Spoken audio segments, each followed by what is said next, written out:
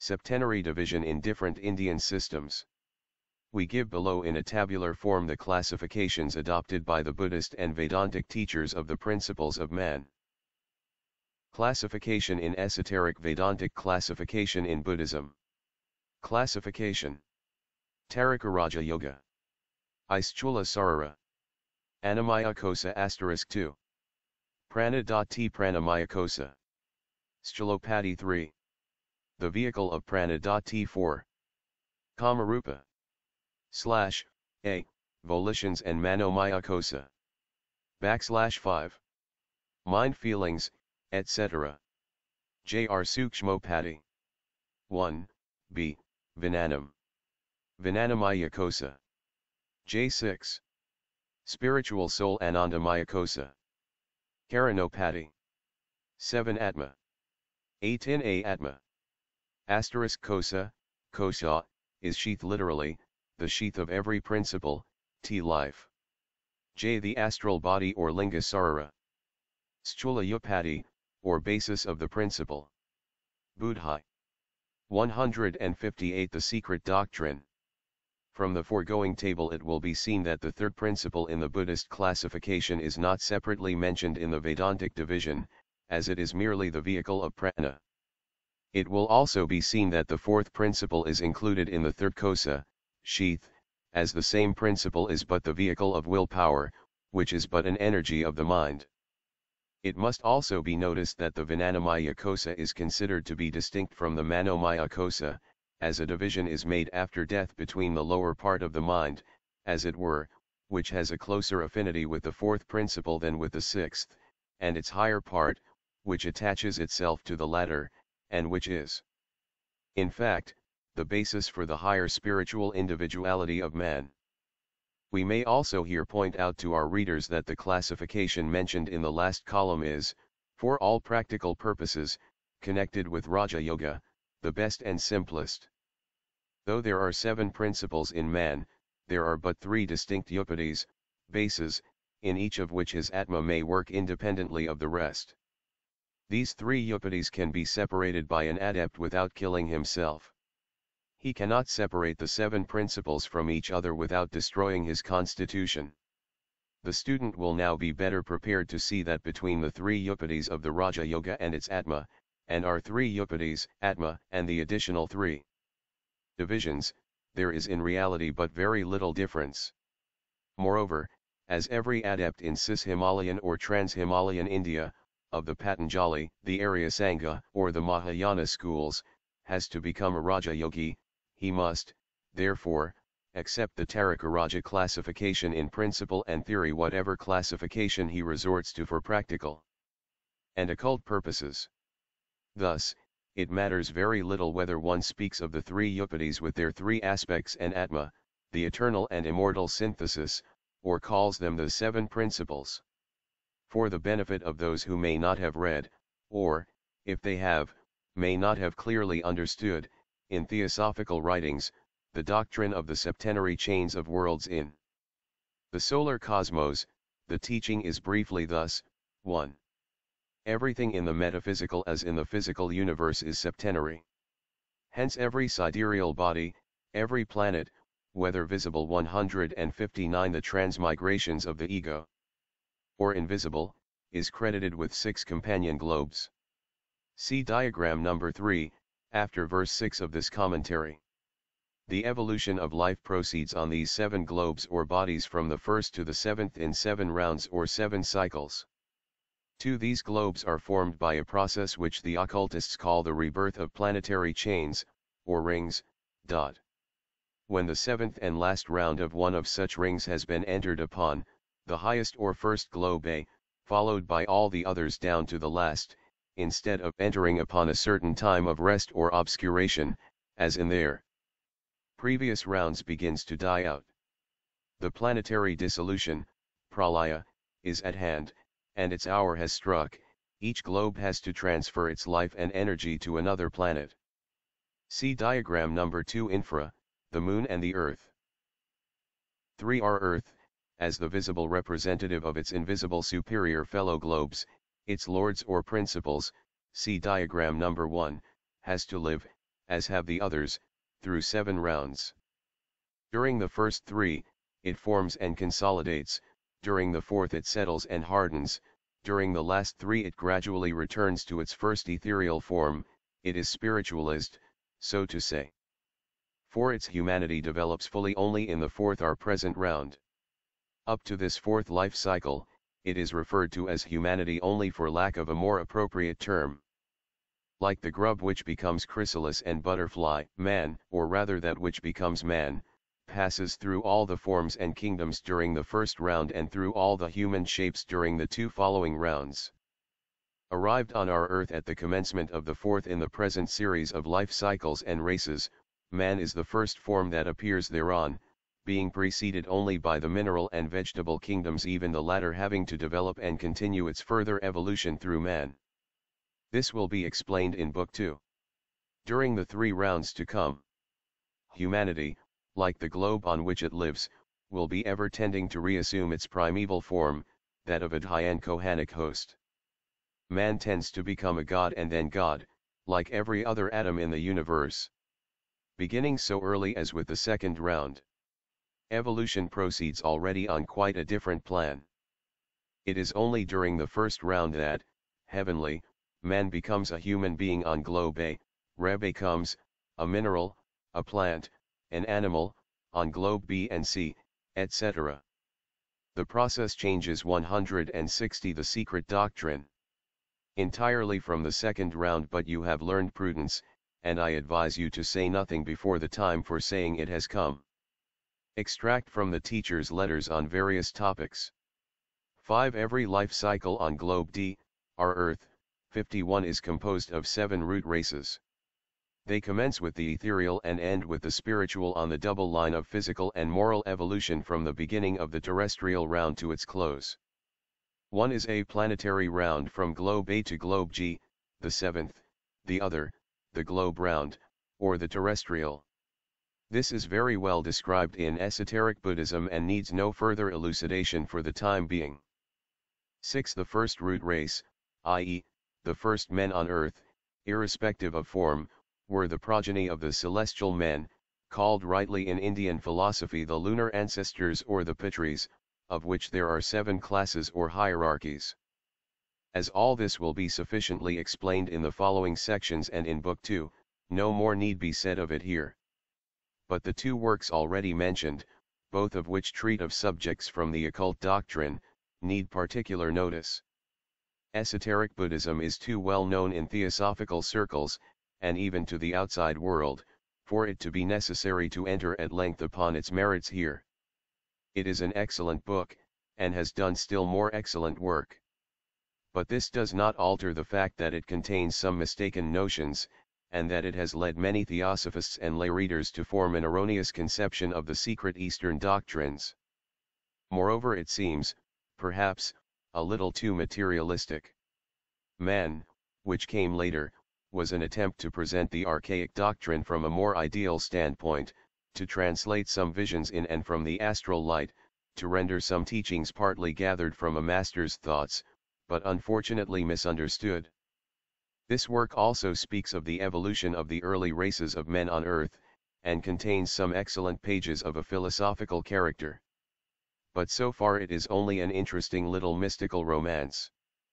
It has failed in its mission, because the conditions required for a correct translation of these visions were not present. Hence the reader must not wonder if our volumes contradict these earlier descriptions in several particulars. We are not concerned with the other globes in this work except incidentally. 161. A readjustment of facts.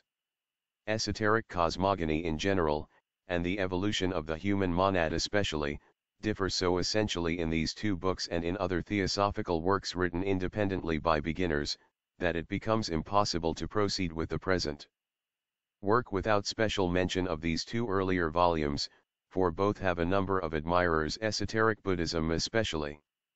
The time has arrived for the explanation of some matters in this direction. Mistakes have now to be checked by the original teachings and corrected. If one of the said works has too pronounced a bias toward materialistic science, the other is decidedly too idealistic, and is, at times, fantastic. From the doctrine rather incomprehensible to Western minds, which deals with the periodical obscurations and successive rounds of the globes along their circular chains, were bombed the first perplexities and misconceptions. One of such has reference to the fifth and even sixth rounders.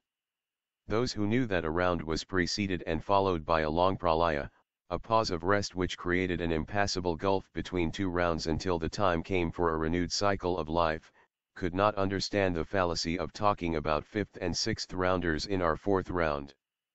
Gautama Buddha, it was held, was a sixth rounder, Plato and some other great philosophers and minds, fifth rounders.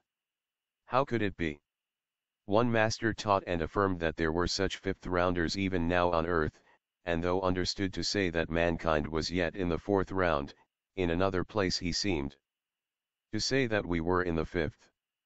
To this an apocalyptic answer was returned by another teacher: a few drops of rain do not make a monsoon, though they presage it.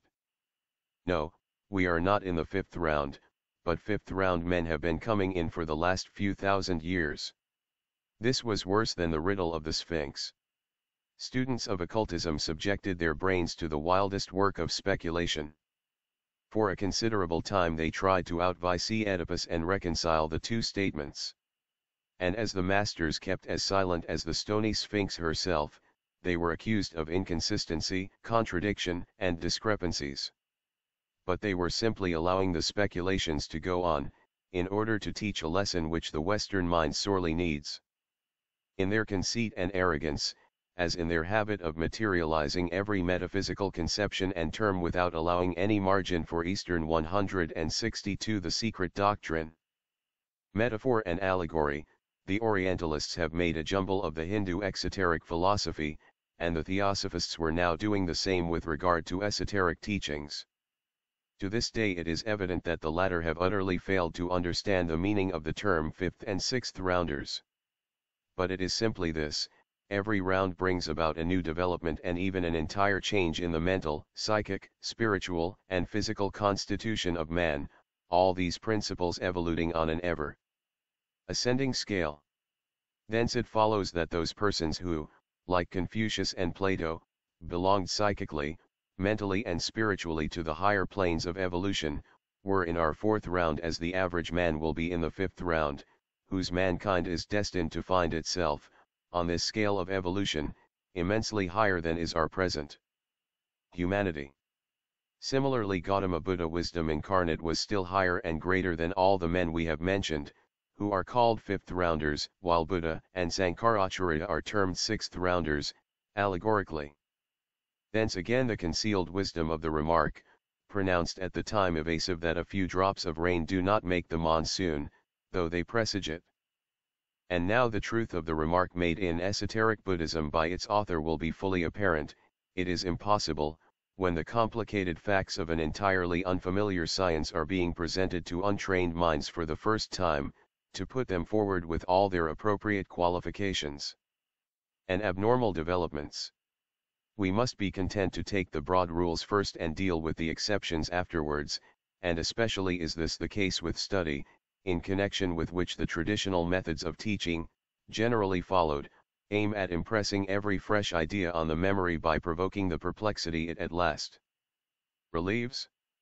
As the author of the remark was himself, as he says, an untrained mind in occultism, his own inferences, and his better knowledge of modern astronomical speculations than of archaic doctrines led him quite naturally, and as unconsciously to himself, to commit a few mistakes of detail rather than of any broad rule. One such will now be noticed. It is a trifling one, still it is calculated to lead many a beginner into erroneous conceptions. But as the mistaken notions of the earlier editions were corrected in the annotations of the fifth edition, so the sixth may be revised and perfected.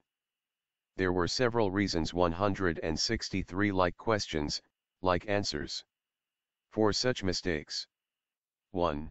They were due to the necessity under which the teachers labored of giving what were considered as evasive answers, the questions being too persistently pressed to be left unnoticed, while, on the other hand, they could only be partially answered. 2. This position notwithstanding, the confession that half a loaf is better than no bread was but too often misunderstood and hardly appreciated as it ought to have been. As a result thereof gratuitous speculations were sometimes indulged in by the European Lachelis. Among such were, a. the mystery of the eighth sphere in its relation to the moon, and, b. the erroneous statement that two of the superior globes of the terrestrial chain were two of our well-known planets. Besides the Earth, there are only two other worlds of our chain which are visible: Mars and Mercury. Esoteric Buddhism, p. 136. This was a great mistake. But the blame for it is to be attached as much to the vagueness and incompleteness of the master's answer as to the question of the learner itself, which was equally vague and indefinite. It was asked, what planets, of those known to ordinary science, besides Mercury, belong to our system of worlds? Now if by system of worlds our terrestrial chain or string was intended in the mind of the querist, instead of the solar system of worlds, as it should have been, then of course the answer was likely to be misunderstood. For the reply was, Mars, etc., and four other planets of which astronomy knows nothing. Neither A, B, nor YZ are known, nor can they be seen through physical means however perfected. This is plain. A. Astronomy as yet knows nothing in reality of the planets, neither the ancient ones, nor those discovered in modern times. B. No companion planets from A to Z, i.e., no upper globes of any chain in the solar system, can be seen as to Mars, Mercury, and the four other planets. They bear asterisk with the exception of course of all the planets which come forth in number, as are Earth, the Moon, etc., etc. Copies of all the letters ever received or sent, with the exception of a few private ones in which there was no teaching, the master says are with the writer. As it was her duty, in the beginning, to answer and explain certain points not touched upon, it is more than likely that notwithstanding the many annotations on these copies, the writer, in her ignorance of English and her fear of saying too much, may have bungled the information given. She takes the whole blame for it upon herself in any and every case. But it is impossible for her to allow students to remain any longer under erroneous impressions, or to believe that the fault lies with the esoteric system.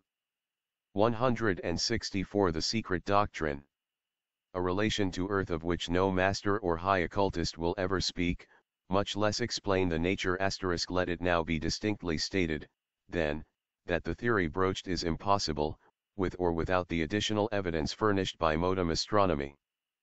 Physical science can supply corroborative, though still very uncertain, evidence, but only as regards heavenly bodies on the same plane of materiality as our objective universe.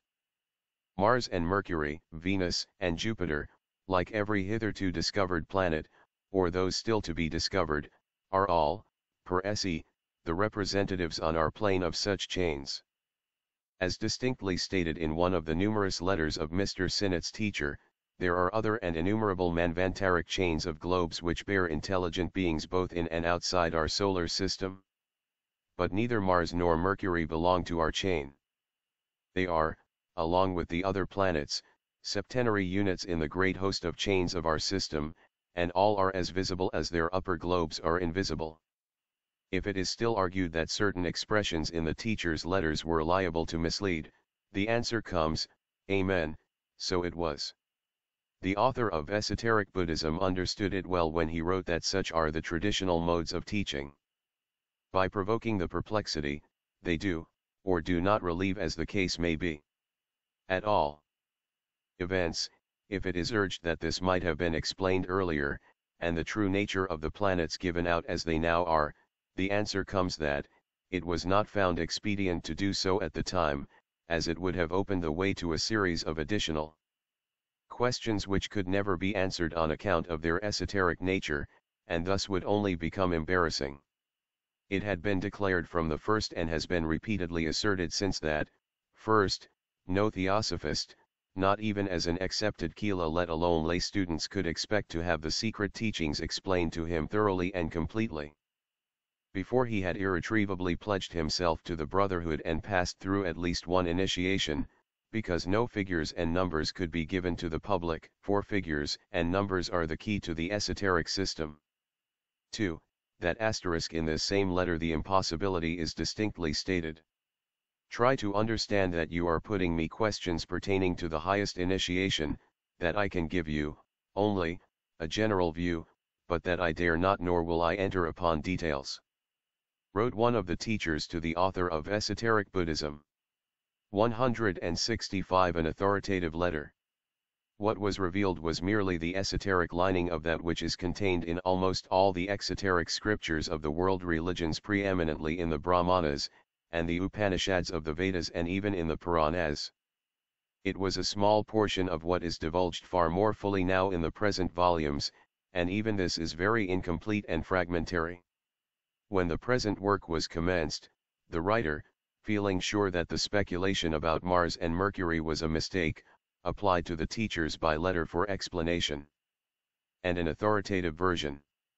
Both came in due time, and verbatim extracts from these are now given.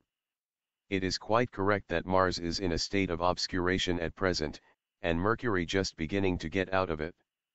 You might add that Venus is in her last round. If neither Mercury nor Venus have satellites, it is because of the reasons. Vide footnote supra, where those reasons are given, and also because Mars has 2 satellites to which he has no right. Phobos, the supposed inner satellite, is no satellite at all. As remarked long ago by Laplace and now by Fay, Sequence Rendus. Tome XC, p. 569, Phobos keeps a too short periodic time, and therefore there must exist some defect in the mother idea of the theory, as Fay justly observes. Again, both, Mars and Mercury, are septenary chains, as independent of the Earth's sidereal lords and superiors as you are independent of the principles of Dong Ling, Tom Thumb, which were perhaps his 6 brothers, with or without nightcaps. Gratification of curiosity is the end of knowledge for some men, was said by Bacon, who was as right in postulating this truism, as those who were familiar with it before him were right in hedging off wisdom from knowledge, and tracing limits to that which is to be given out at one time. Remember, knowledge dwells in heads replete with thoughts of other men. Wisdom in minds attentive to their own. You can never impress it too profoundly on the minds of those to whom you impart some of the esoteric teachings. Again, here are more extracts from another letter written by the same authority. This time it is in answer to some objections laid before the teachers. They are based upon extremely scientific, and as 166 the secret doctrine. Futile, reasonings about the advisability of trying to reconcile the esoteric theories with the speculations of modern science, and were written by a young theosophist as a warning against the secret doctrine and in reference to the same subject. He had declared that if there were such companion Earths they must be only a wee bit less material than our globe. How then was it that they could not be seen? The answer was, were psychic and spiritual teachings more fully understood, it would become next to impossible to even imagine such an incongruity. Unless less trouble is taken to reconcile the irreconcilable, that is to say, the metaphysical and spiritual sciences with physical or natural philosophy, natural being a synonym to them, men of science, of that matter which falls under the perception of their corporeal senses, no progress can be really achieved. Our globe, as taught from the first, is at the bottom of the arc of descent, where the matter of our perceptions exhibits itself in its grossest form. Hence it only stands to reason that the globes which overshadow our Earth must be on different and superior planes. In short, as globes, they are in coordination but not in consubstantiality with our Earth, and thus pertain to quite another state of consciousness. Our planet, like all those we see, is adapted to the peculiar state of its human stock, that state which enables us to see with our naked eye the sidereal bodies which are co-essential with our terrene plane and substance, just as their respective inhabitants, the Jovians, Martians, and others can perceive our little world, because our planes of consciousness, differing as they do in degree but being the same in kind, are on the same layer of differentiated matter. What I wrote was the minor pralaya concerns only our little strings of globes. We called chains strings in those days of lip confusion. To such a string our Earth belongs. This ought to have shown plainly that the other planets were also strings or chains. If he, meaning the objector, would perceive even the dim silhouette of one of such planets on the higher planes, he has to first throw off even the thin clouds of the astral matter that stands between him and the next plane. It becomes patent why we could not perceive, even with the help of the best earthly telescopes, that which is outside our world of matter. Those alone, whom we call adepts, who know how to direct their mental vision and to transfer their consciousness physical and psychic, both 167 priceless advice, neglected, to other planes of being, are able to speak with authority on such subjects. And they tell us plainly, lead the life necessary for the acquisition of such knowledge and powers, and wisdom will come to you naturally. Never you are able to attune your consciousness to any of the 7 chords of universal consciousness, those chords that run along the sounding board of cosmos, vibrating from one eternity to another. When you have studied thoroughly the music of the spheres, then only will you become quite free to share your knowledge with those with whom it is safe to do so. Meanwhile, be prudent. Do not give out the great truths that are the inheritance of the future races, to our present generation. Do not attempt to unveil the secret of being and non-being to those unable to see the hidden meaning of Apollo's heptachord, the lyre of the radiant god, in each of the 7 strings of which dwelleth the spirit, soul, and astral body of the cosmos, whose shell only has now fallen into the hands of modern science.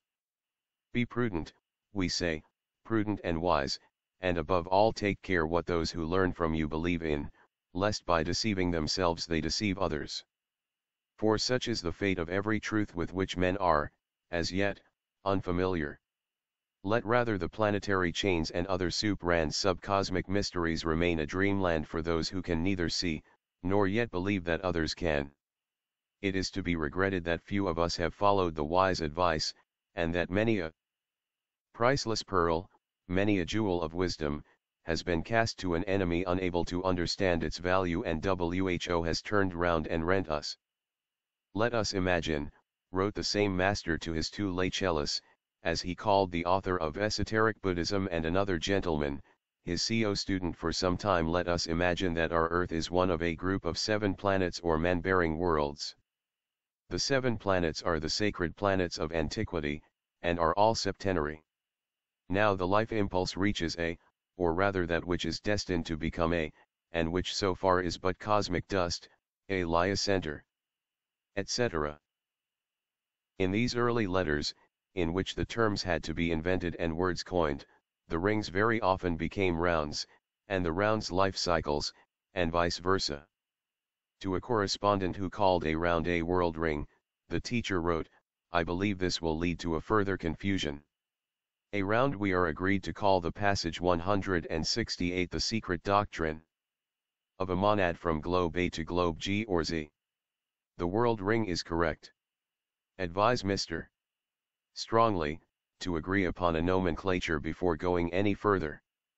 Notwithstanding this agreement, many mistakes, owing to this confusion, crept into the earliest teachings. The races even were occasionally mixed up with the rounds and rings, and led to similar mistakes in man. From the first the master had written not being permitted to give you the whole truth, or divulge the number of isolated fractions. I am unable to satisfy you. This in answer to the questions, if we are right, then the total existence prior to the man period is 637, etc., etc. To all the queries relating to figures, the reply was, try to solve the problem of 777 incarnations. Though I am obliged to withhold information. Yet if you should work out the problem by yourself, it will be my duty to tell you so. But they never were so worked out, and the results were never ceasing perplexity and mistakes. Even the teaching about the septenary constitution of the sidereal bodies and of the macrocosm from which the septenary division of the microcosm, or man, has until now been among the most esoteric. In olden times it used to be divulged only at the initiation and along with the most sacred figures of the cycles. Now, as stated in one of the Theosophical journals, the revelation of the whole system of cosmogony had not been contemplated, nor even thought for one moment possible, at a time when a few bits of information were sparingly given out in answer to letters written by the author of Esoteric Buddhism, in which he put forward a multiplicity of questions. Among these were questions on such problems as no master, however high and independent he might be, would have the right to answer, thus divulging to the world the most time-honored and archaic of the mysteries of the ancient college temples. Hence only a few of the doctrines were revealed in their broad outlines, while details were constantly withheld, and all the efforts made to elicit more information about them were systematically eluded from the beginning. This is perfectly natural. Of the 4 vidyas out of the 7 branches of knowledge mentioned in the Puranas, namely, Yajnavidya, the performance of religious rites in order to Lucifer, May, 1888-169, the 7 branches of the tree of knowledge produce certain results. Mahavidya, the great, magic, knowledge, now degenerated into Tantrika worship. Guhyavidya, the science of mantras and their true rhythm or chanting, of mystical incantations, etc. It is only the last one, Atmavidya, or the true spiritual and divine wisdom, which can throw absolute and final light upon the teachings of the 3 first named. Without the help of Atmavidya, the other 3 remain no better than surface sciences, geometrical magnitudes having length and breadth, but no thickness. They are like the soul, limbs, and mind of a sleeping man, capable of mechanical motions, of chaotic dreams and even sleepwalking, of producing visible effects, but stimulated by instinctual not intellectual causes, least of all by fully conscious spiritual impulses.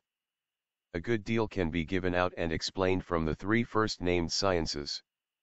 But unless the key to their teachings is furnished by Atmavidya, they will remain forever like the fragments of a mangled textbook, like the adumbrations of great truths, dimly perceived by the most spiritual, but distorted out of all proportion by those who would nail every shadow to the wall.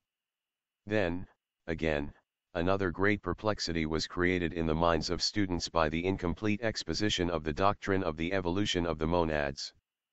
To be fully realized, both this process and that of the birth of the globes must be examined far more from their metaphysical aspect than from what one might call a statistical standpoint, involving figures and numbers which are rarely permitted to be broadly used.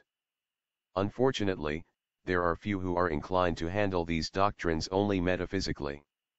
Even the best of the Western writers upon our doctrine declares in his work that on pure metaphysics of that sort we are not now engaged, when speaking of the evolution of the monads, Esoteric Buddhism, p.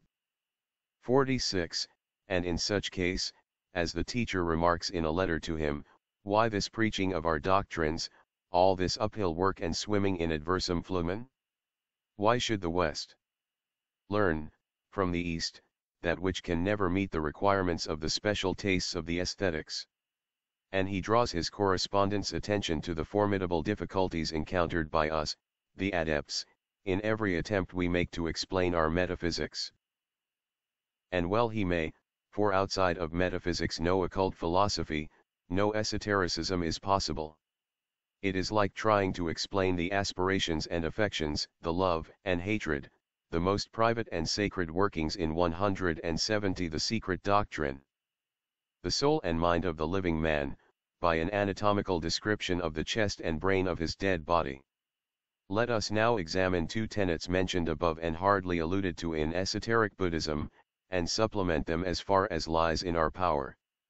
Additional facts and explanations concerning the globes and the monads. 2 statements made in Esoteric Buddhism must be noticed and the author's opinions quoted. On p. 47, 5th edition, it is said, the spiritual monads do not fully complete their mineral existence on globe A, then complete it on globe B, and so on. They pass several times round the whole circle as minerals, and then again several times round as vegetables, and several times as animals. We purposely refrain for the present from going into figures, etc., etc. This was a wise course to adopt in view of the great secrecy maintained with regard to figures and numbers. This reticence is now partially relinquished, but it would perhaps have been better had the real numbers concerning rounds and evolutional gyrations been either entirely divulged at the time, or as entirely withheld. Mr. Sinnett understood this difficulty well when saying, p. 140, that, for reasons which are not easy for the outsider to divine, the possessors of occult knowledge are especially reluctant to give out facts relating to cosmogony, though it is hard for the uninitiated to understand why they should be withheld. That there were such reasons is evident. Nevertheless, it is to this reticence that most of the confused ideas of some Eastern as well as Western pupils are due. The difficulties in the way of the acceptance of the two particular tenets under consideration seemed great, just because of the absence of any data to go upon. But there it was. For the figures belonging to the occult calculations cannot be given as the masters have many times declared outside the circle of pledged chalice, and not even these can break the rules. To make things plainer, without touching upon the mathematical aspects of the doctrine, the teaching given may be expanded and some obscure 171 the mystery of the moon, unveiled. Points solved. As the evolution of the globes and that of the monads are so closely interblended, we will make of the two teachings one. In reference to the monads, the reader is asked to bear in mind that Eastern philosophy rejects the Western theological dogma of a newly created soul for every baby bomb, as being as unphilosophical as it is impossible in the economy of nature. There must be a limited number of monads evolving and growing more and more perfect through their assimilation of many successive personalities, in every new manvantara. This is absolutely necessary in view of the doctrines of rebirth, karma, and the gradual return of the human monad to its source absolute deity.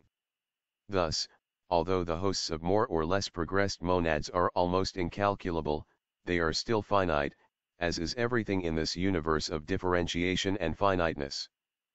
As shown in the double diagram of the human principles and the ascending globes of the world chains, there is an eternal concatenation of causes and effects, and a perfect analogy which runs through, and links together, all the lines of evolution.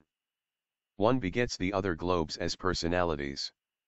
But, let us begin at the beginning. The general outline of the process by which the successive planetary chains are formed has just been given. To prevent future misconceptions, some further details may be offered which will also throw light on the history of humanity on our own chain, the progeny of that of the moon. In the diagrams on p. 172, Fig. 1 represents the lunar chain of 7 planets at the outset of its 7th or last round, while Fig. 2 represents the Earth chain which will be, but is not yet in existence.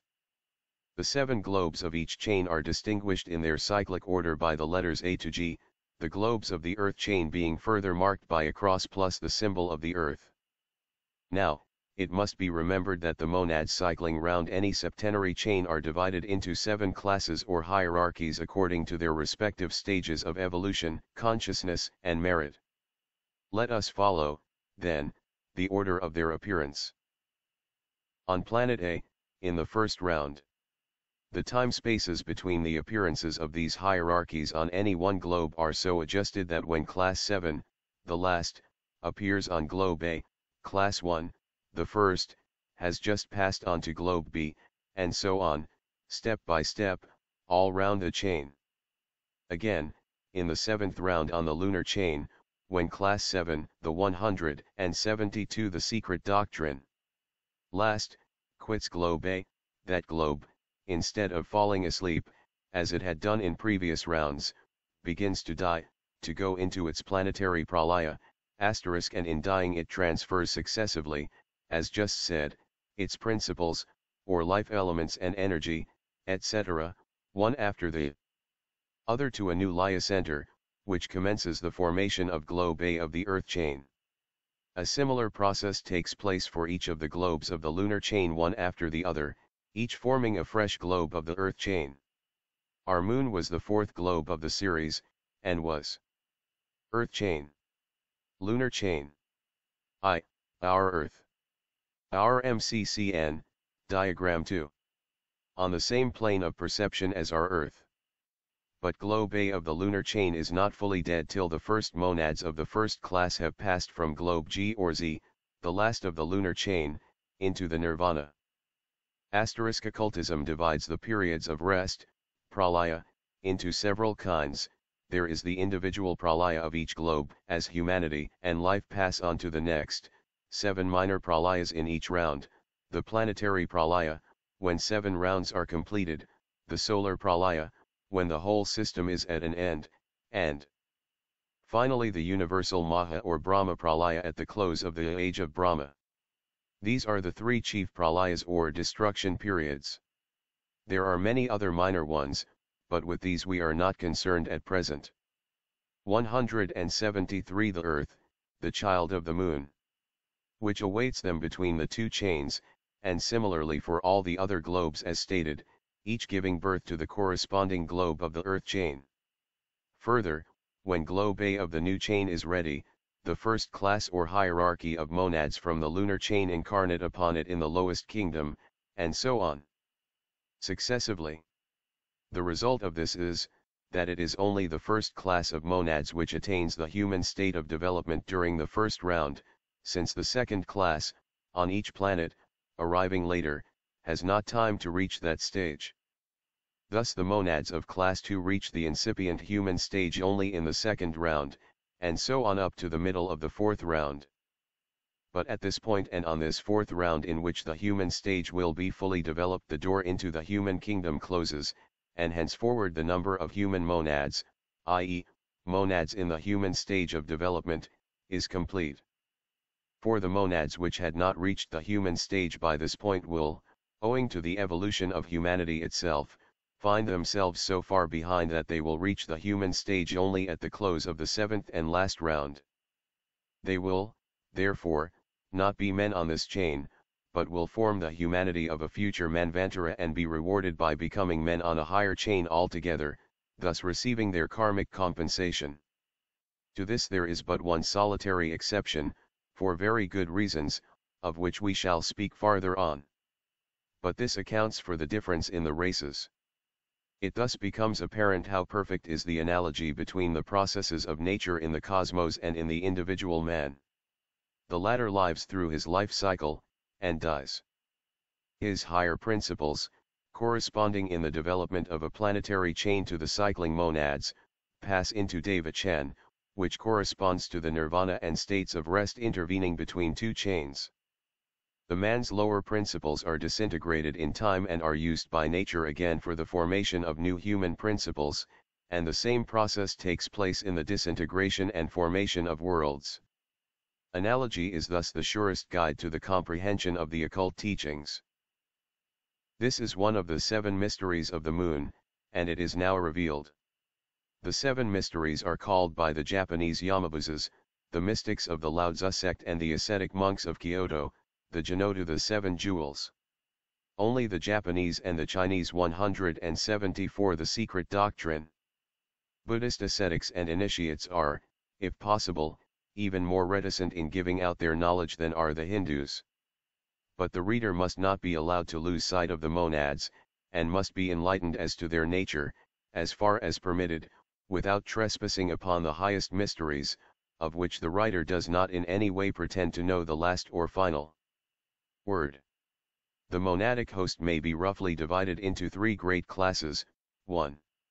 The most developed monads, the lunar gods or spirits, called, in India, the Pitris, whose function it is to pass in the first round through the whole triple cycle of the mineral, vegetable, and animal kingdoms in their most ethereal, filmy, and rudimentary forms, in order to clothe themselves in, and assimilate, the nature of the newly formed chain. They are those who first reach the human form, if there can be any form in the realm of the almost subjective, on globe A in the first round. It is they, therefore, who lead and represent the human element during the second and third rounds, and finally evolve their shadows at the beginning of the fourth round for the second class, or those who come behind them. 2. Those monads that are the first to reach the human stage during the 3.5 rounds, and to become men ***. We are forced to use here the misleading word men, and this is a clear proof of how little any European language is adapted to express these subtle distinctions. It stands to reason that these men did not resemble the men of today, either in form or nature. Why then, it may be asked, call them men at all? Because there is no other term in any Western language which approximately conveys the idea intended. The word men at least indicates that these beings were manas, thinking entities, however they differed in form and intellection from ourselves. But in reality they were, in respect of spirituality and intellection, rather gods than men. The same difficulty of language is met with in describing the stages through which the monad passes. Metaphysically speaking, it is of course an absurdity to talk of the development of a monad, or to say that it becomes man. But any attempt to preserve metaphysical accuracy of language in the use of such a tongue as the English would necessitate at least 3 extra volumes of this work, and would entail an amount of verbal repetition which would be wearisome in the extreme. It stands to reason that a monad cannot either progress or develop, or even be affected by the changes of states it passes through. It is not of this world or plane, and may be compared only to an indestructible star of divine light and fire, thrown down onto our earth as a plank of salvation for the personalities in which it indwells. It is for the latter to cling to it, and thus partaking of its divine nature, obtain immortality. Left to itself the monad will cling to no one, but, like the plank, be drifted away to another incarnation by the unresting current of evolution. 175. The classification of the monads. 3. The laggards, the monads which are retarded, and which will not reach, by reason of karmic impediments, the human stage at all during this cycle or round, save one exception which will be spoken of elsewhere as already promised. Now the evolution of the external form or body round the astral is produced by the terrestrial forces, just as in the case of the lower kingdoms, but the evolution of the internal or real man is purely spiritual. It is now no more a passage of the impersonal monad through many and various forms of matter endowed at best with instinct and consciousness on quite a different plane as in the case of external evolution, but a journey of the pilgrim soul through various states of not only matter but self-consciousness and self-perception, or of perception from apperception. See gods, monads, and atoms. The monad emerges from its state of spiritual and intellectual unconsciousness, and, skipping the first 2 planes too near the absolute to permit of any correlation with anything on a lower plane, it gets direct into the plane of mentality. But there is no plane in the whole universe with a wider margin, or a wider field of action in its almost endless gradations of perceptive and apperceptive qualities, than this plane, which has in its turn an appropriate smaller plane for every form, from the mineral monad up to the time when that monad blossoms forth by evolution into the divine monad. But all the time it is still one and the same monad, differing only in its incarnations, throughout its ever succeeding cycles of partial or total obscuration of spirit, or the partial or total obscuration of matter, 2 polar antitheses as it ascends into the realms of mental spirituality, or descends into the depths of materiality. To return to esoteric Buddhism. It is there stated with regard to the enormous period intervening between the mineral epoch on globe A, and the man epoch, that, the full development of the the term man epoch is here used because of the necessity of giving a name to that 4th kingdom, which follows the animal. But in truth the man on globe A during the first round is no man, but only his prototype or dimensionless image from the astral regions. 176. The secret doctrine. Mineral epoch on globe A, prepares the way for the vegetable development, and, as soon as this begins, the mineral life impulse overflows into globe B. Then, when the vegetable development on globe A is complete and the animal development begins, the vegetable life impulse overflows to globe B, and the mineral impulse passes on to globe C. Then finally comes the human life impulse on globe A. Page 49. And so it goes on for 3 rounds, when it slackens, and finally stops at the threshold of our globe, at the 4th round, because the human period, of the true physical meant to be, the seventh, is now reached. This is evident, for as said, there are processes of evolution which precede the mineral kingdom, and thus a wave of evolution, indeed several waves of evolution, precede the mineral wave in its progress round the spheres, ibid. And now we have to quote from another article, The Mineral Monad in 5 Years of Theosophy, p. 273 ETSEQ. There are 7 kingdoms. The first group comprises 3 degrees of elementals, or nascent centers of forces from the first stage of differentiation from, Malaprakriti, or rather Pradhana, primordial homogeneous matter, to its third degree, i.e., from full unconsciousness to semi-perception. The second or higher group embraces the kingdoms from vegetable to man, the mineral kingdom thus forming the central or turning point in the degrees of the monadic essence, considered as an evoluting energy. 3 stages, subphysical, on the elemental side, the mineral kingdom, 3 stages on the objective physical * side. These are the first or preliminary, 7 links of the evolutionary chain. Preliminary because they are preparatory, and though belonging in fact to the natural, they yet would be more correctly described as subnatural evolution. This process makes a halt in its stages at the third, at the threshold of the 4th stage, when it becomes, on the plane of the natural evolution, the first really manward stage, thus forming with the 3 elemental kingdoms, the 10, the Sephirothal number. It is at this point that begins, a descent of spirit into matter equivalent to an ascent in physical. Physical here means differentiated for cosmical purposes and work, that physical side, nevertheless, if objective to the apperception of beings from other planes, is yet quite subjective to us on our plane. 177 As above, so below, is the law. Evolution, a reascent from the deepest depths of materiality, the mineral, towards its status quo ante, with a corresponding dissipation of concrete organism up to nirvana, the vanishing point of differentiated matter. 5 Years of Theosophy, p. 276. Therefore it becomes evident why that which is pertinently called in esoteric Buddhism wave of evolution, and mineral, vegetable, animal and man impulse, stops at the door of our globe, at its 4th cycle or round. It is at this point that the cosmic monad, Buddhi, will be wedded to and become the vehicle of the Atmic ray, i.e., it, Buddhi, will awaken to an apperception of it, Atman, and thus enter on the first step of a new septenary ladder of evolution, which will lead it eventually to the 10th, counting from the lowest upwards, of the Sephirothal tree, the crown. Everything in the universe follows analogy. As above, so below, man is the microcosm of the universe. That which takes place on the spiritual plane repeats itself on the cosmic plane. Concretion follows the lines of abstraction, corresponding to the highest must be the lowest, the material to the spiritual. Thus, corresponding to the Sephirothal crown, or upper triad, there are the 3 elemental kingdoms, which precede the mineral, see diagram on p. 277 in 5 Years of Theosophy, and which, using the language of the Kabbalists, answer in the cosmic differentiation to the worlds of form and matter from the super-spiritual to the archetypal. Now what is a monad? And what relation does it bear to an atom? The following reply is based upon the explanations given in answer to these questions in the above-cited article, The Mineral Monad, written by the author.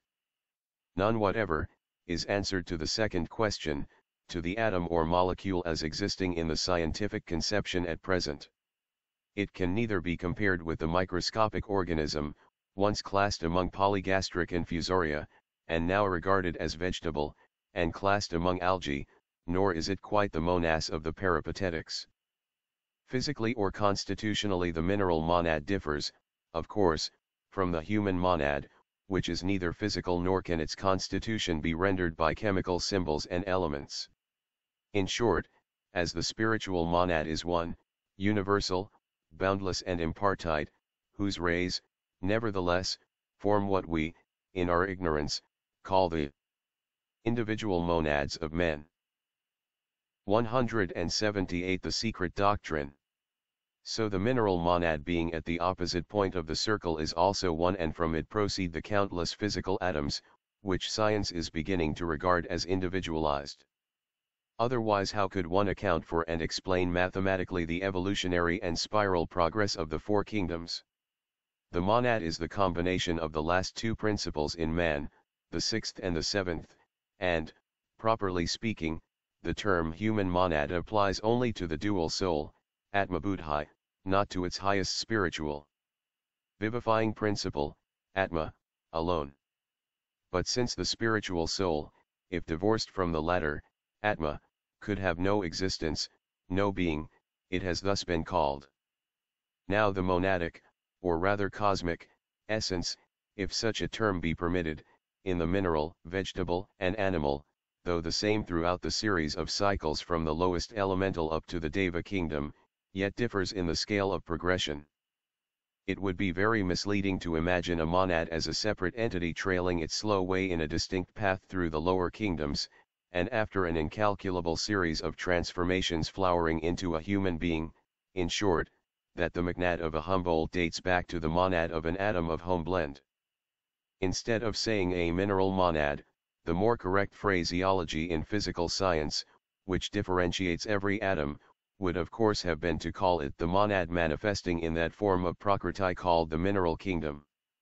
The atom, as represented in the ordinary scientific hypothesis, is not a particle of something, animated by a psychic something, destined after eons to blossom as a man.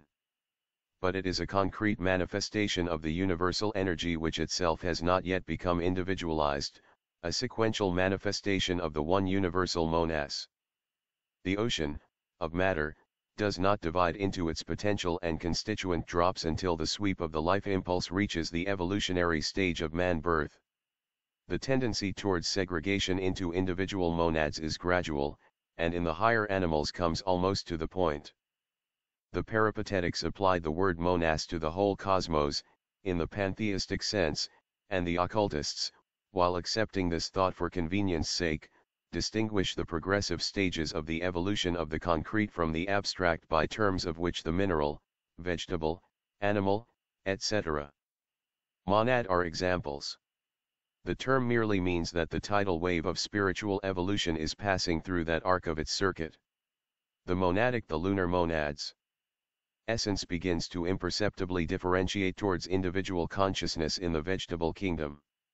As the monads are uncompounded things, as correctly defined by Leibniz, it is the spiritual essence which vivifies them in their degrees of differentiation, which properly constitutes the monad, not the atomic aggregation, which is only the vehicle and the substance through which thrill the lower and the higher degrees of intelligence.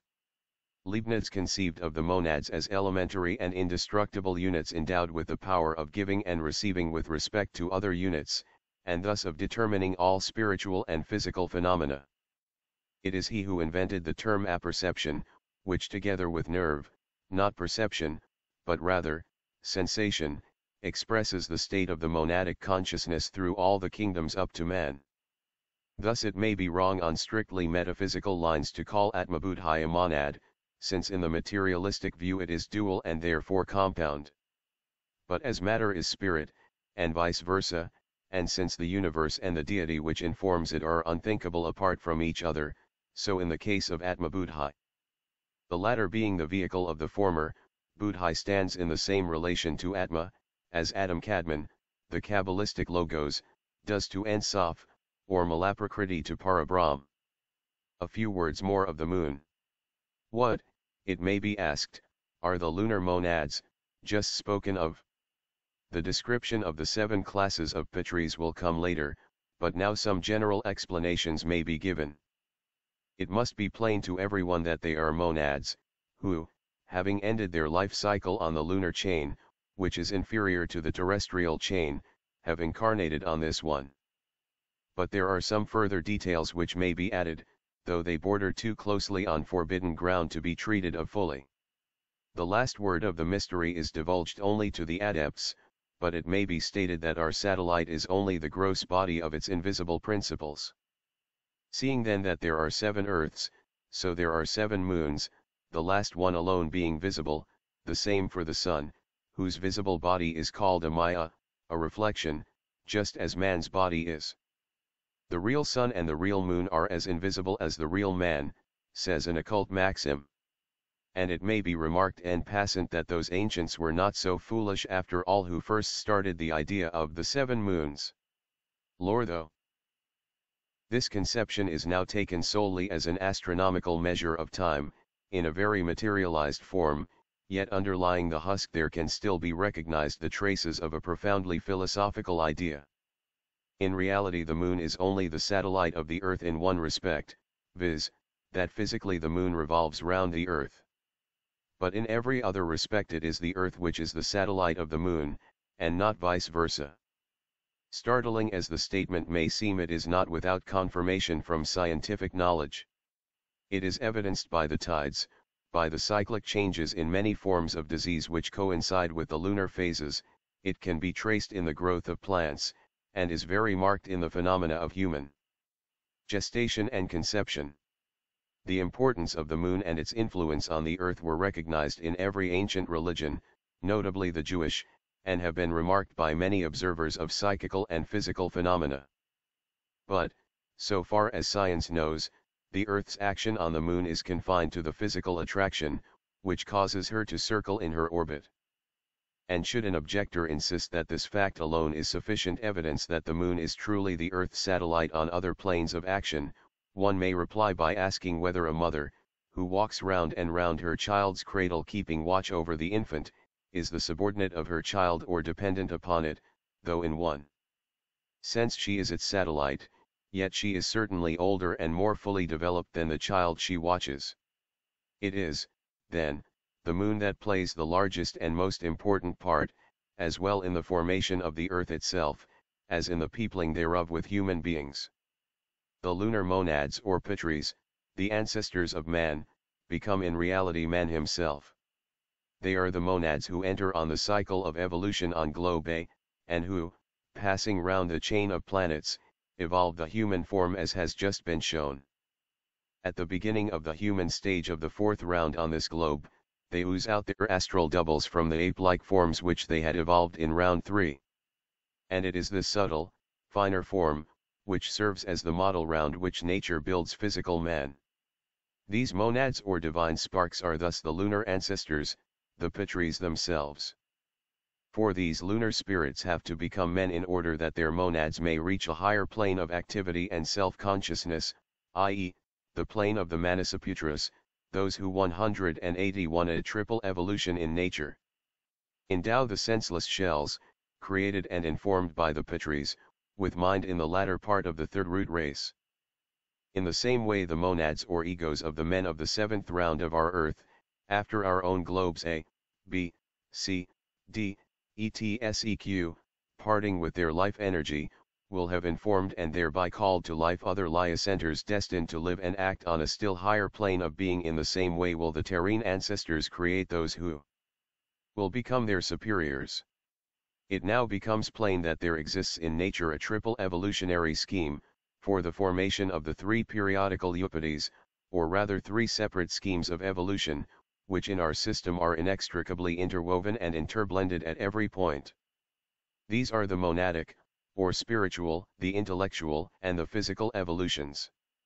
These 3 are the finite aspects or the reflections on the field of cosmic illusion of Atma, the 7th, the one reality. 1. The monadic is, as the name implies, concerned with the growth and development into still higher phases of activity of the monad in conjunction with, 2.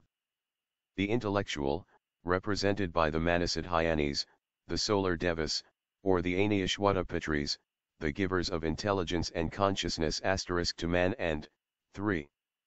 The physical, represented by the chayas of the lunar pitris, round which nature has concreted the present physical body. This body serves as the vehicle for the growth, to use a misleading word, and the transformations through manas, and owing to the accumulation of experiences of the finite into the infinite, of the transient into the eternal and absolute. Each of these 3 systems has its own laws, and is ruled and guided by different sets of the highest dhyanis or logoi. Each is represented in the constitution of man, the microcosm of the great macrocosm, and it is the union of these three streams in him which makes him the complex being he now is. Nature, the physical evolutionary power, could never evolve intelligence unaided. She can only create senseless forms, as will be seen in our anthropogenesis. The lunar monads cannot progress, for they have not yet had sufficient touch with the forms. Vide conclusion in part 2 of this book. Created by nature to allow of their accumulating experiences through its means. It is the Manasid Hyanis who fill up the gap, and they represent the evolutionary power of intelligence and mind, the link between spirit and matter in this round. Also it must be borne in mind that the monads which enter upon the evolutionary cycle upon globe A, in the first round, are in very different stages of development. Hence the matter becomes somewhat complicated. Let us recapitulate. The most developed monads, the lunar, reach the human germ stage in the first round, become terrestrial, though very ethereal human beings towards the end of the third round, remaining on it, the globe, through the obscuration period as the seed. For future mankind in the fourth round, and thus become the pioneers of humanity at the beginning of this, the fourth round. Others reach the human stage only during later rounds, i.e., in the second, third, or first half of the fourth round. And finally the most retarded of all, i.e., those still occupying animal forms after the middle turning point of the fourth round will not become men at all during this manvantara. They will reach to the verge of humanity only at the close of the seventh round to be, in their turn, ushered into a new chain after pralaya by older pioneers, the progenitors of humanity, or the seed humanity, Sishta, viz., the men who will be at the head of all at the end of these rounds. The student hardly needs any further explanation on the part played by the fourth globe and the fourth round in the scheme of evolution. From the preceding diagrams, which are applicable, mutatis mutandis, to rounds, globes or races, it will be seen that the fourth member of a series occupies a unique position. Unlike the others, the fourth has no sister globe on the same plane as itself, and it thus forms the fulcrum of the balance represented by the whole chain. It is the sphere of final evolutionary adjustments, the world of karmic scales, the hall of justice, where the balance is struck which determines the future course of the monad during the remainder of its incarnations in the cycle. And therefore it is, that, after this central turning point has been passed in the great cycle, i.e., after the middle point of the fourth race in the fourth round on our globe, no more monads can enter the human kingdom. The door is closed for this cycle and the balance struck. For were it otherwise, had there been a new soul 183 earth. Man, the oldest son of the created for each of the countless milliards of human beings that have passed away, and had there been no reincarnation, it would become difficult indeed to provide room for the disembodied spirits, nor could the origin and cause of suffering ever be accounted for. It is the ignorance of the occult tenets and the enforcement of false conceptions under the guise of religious education, which have created materialism and atheism as a protest against the asserted divine order of things. The only exceptions to the rule just stated are the dumb races, whose monads are already within the human stage, in virtue of the fact that these animals are later than, and even half descended from man, their last descendants being the anthropoid and other apes. These human presentments are in truth only the distorted copies of the early humanity. But this will receive full attention in the next book. As the commentary, broadly rendered, says, 1. Every form on earth, and every speck, atom, in space strives in its efforts towards self-formation to follow the model placed for it in the heavenly man. Its, the atom's, involution and evolution, its external and internal growth and development, have all one and the same object: man, as the highest physical and ultimate form on this earth, the monad, in its absolute totality and awakened condition as the culmination of the divine incarnations on earth. 2. The dhyanis, pitris, are those who have evolved their Buddha, doubles, from themselves, which rupa, form, has become the vehicle of monads, seventh and sixth principles, that had completed their cycle of transmigration in the 3 preceding kalpas, rounds. Tlyene, they, the astral doubles, became the men of the first human race of the round. But they were not complete, and were senseless. This will be explained in the books that follow. Meanwhile man, or rather his monad, has existed on the earth from the very beginning of this round. But, up to our own 5th race, the external shapes which covered those divine astral doubles changed and consolidated with every sub-race, the form and physical structure of the fauna changing at the same time, as they had to be adapted to the ever-changing conditions of life on this globe during the geological periods of its formative cycle. And thus shall they go on changing with every 184 the secret doctrine. Root race and every chief sub-race down to the last one of the 7th in this round. 3. The inner, now concealed, man, was then, in the beginnings, the external man. The progeny of the Dhyanis, Pitris, he was the son like unto his father. Like the lotus, whose external shape assumes gradually the form of the model within itself, so did the form of man in the beginning evolve from within without.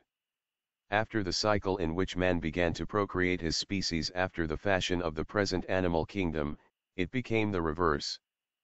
The human fetus follows now in its transformations all the forms that the physical frame of man had assumed throughout the 3 kalpas, rounds, during the tentative efforts at plastic formation around the monad by senseless, because imperfect, matter, in her blind wanderings.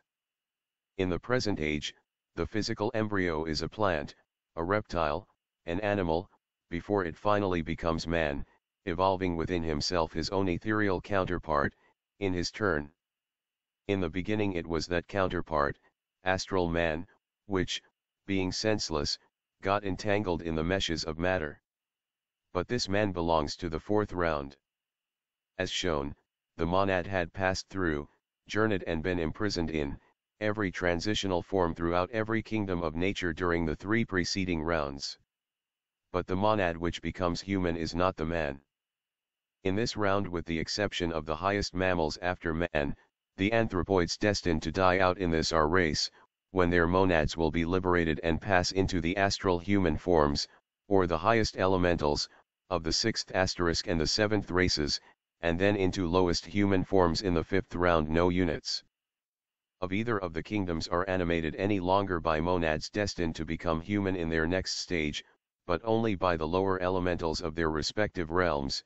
The last human monad incarnated before the beginning of the 5th asterisk. Nature never repeats herself, therefore the anthropoids of our day have not existed at any time since the middle of the Miocene period, when, like all crossbreeds, they began to show a tendency, more and more marked as time went on, to return to the type of their first parent, the black and yellow gigantic Lemuro-Atlantean. To search for the missing link is useless. To the scientists of the closing 6th root race, millions and millions of years hence, our modern races, or rather their fossils, will appear as those of small insignificant apes, an extinct species of the genus Homo. Plus these elementals will become human monads, in their turn, only at the next great planetary Manvantara. 185 The man, or the ape, which the first root race. Asterisk. The cycle of metempsychosis for the human monad is closed, for we are in the 4th round and the 5th root race. The reader will have to bear in mind, at any rate one who has made himself acquainted with esoteric Buddhism, that the stanzas which follow in this book and book 2 speak of the evolution in our 4th round only. The latter is the cycle of the turning point, after which, matter. Asterisk. Such anthropoids form an exception because they were not intended by nature, but are the direct product and creation of senseless man. The Hindus give a divine origin to the apes and monkeys because the men of the 3rd race were gods from another plane who had become senseless mortals. This subject had already been touched upon in Isis Unveiled 12 years ago as plainly as was then possible. On pages 278 to 279, the reader is referred to the Brahmins, if he would know the reason of the regard they have for the monkeys. For then he, the reader, would perhaps learn were the Brahman to judge him worthy of an explanation that the Hindu sees in the ape, but what Manu desired he should, the transformation of species most directly connected with that of the human family, a bastard branch engrafted on their own stock before the final perfection of the latter. He might learn, further, that in the eyes of the educated heathen the spiritual or inner man is one thing, and his terrestrial physical casket another. That physical nature, the great combination of physical correlations of forces, ever creeping onward towards perfection, has to avail herself of the material at hand, she models and remodels as she proceeds, and finishing her crowning work in man, presents him alone as a fit tabernacle for the overshadowing of the divine spirit. Moreover, a German scientific work is mentioned in a footnote on the same page. It says that a Hanoverian scientist had recently published a book entitled Über die Auflösung der Arten durch Naturlichzüchtwahl, in which he shows, with great ingenuity, that Darwin was wholly mistaken in tracing man back to the ape. On the contrary, he maintains that it is the ape which is evolved from man. He shows that, in the beginning, mankind were morally and physically the types and prototypes of our present race, and of our human dignity, by their beauty of form, regularity of feature, cranial development, nobility of sentiments, heroic impulses, and grandeur of ideal conception. This is a purely Brahmanic, Buddhistic, and Kabbalistic philosophy. The book is copiously illustrated with diagrams, tables, etc. It asserts that the gradual debasement and degradation of man, morally and physically, can be readily traced throughout the ethnological transformation down to our time. And, as one portion has already degenerated into apes, so the civilized man of the present day will at last, under the action of the inevitable law of necessity, be also succeeded by like descendants. If we may judge of the future by the actual present, it certainly does seem possible that so unspiritual and materialistic a body should end as simian rather than as seraphs. But though the apes descend from man, it is certainly not the fact that the human monad, which has once reached the level of humanity, ever incarnates again in the form of an animal.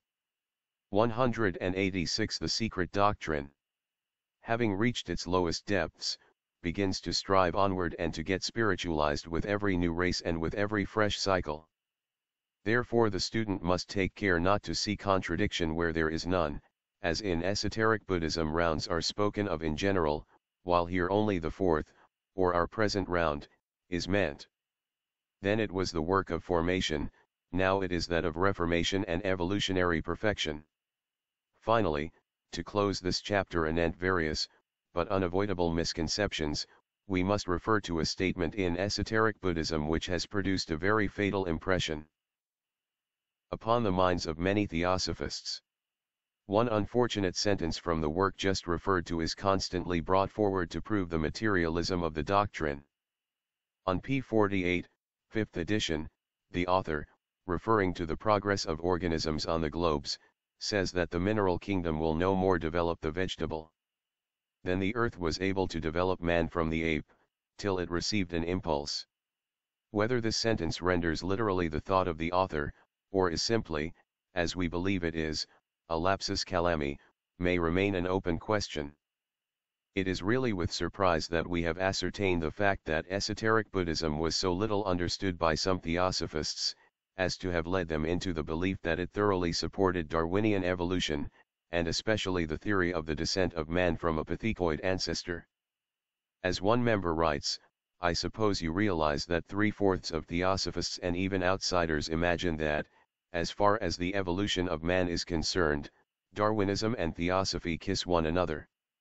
Nothing of the kind was ever realized, nor is there any great warrant for it, so far as we know, in esoteric Buddhism. It has been repeatedly stated that evolution as taught by Manu and Kapila was the groundwork of the modem teachings, but neither occultism nor theosophy has ever supported the wild theories of the present Darwinists, least of all the descent of man from an ape. Of this, more hereafter. But one has only to turn to p. 47 of Esoteric Buddhism, 5th edition, to find there the statement that man belongs to a kingdom distinctly separate from that of the animals.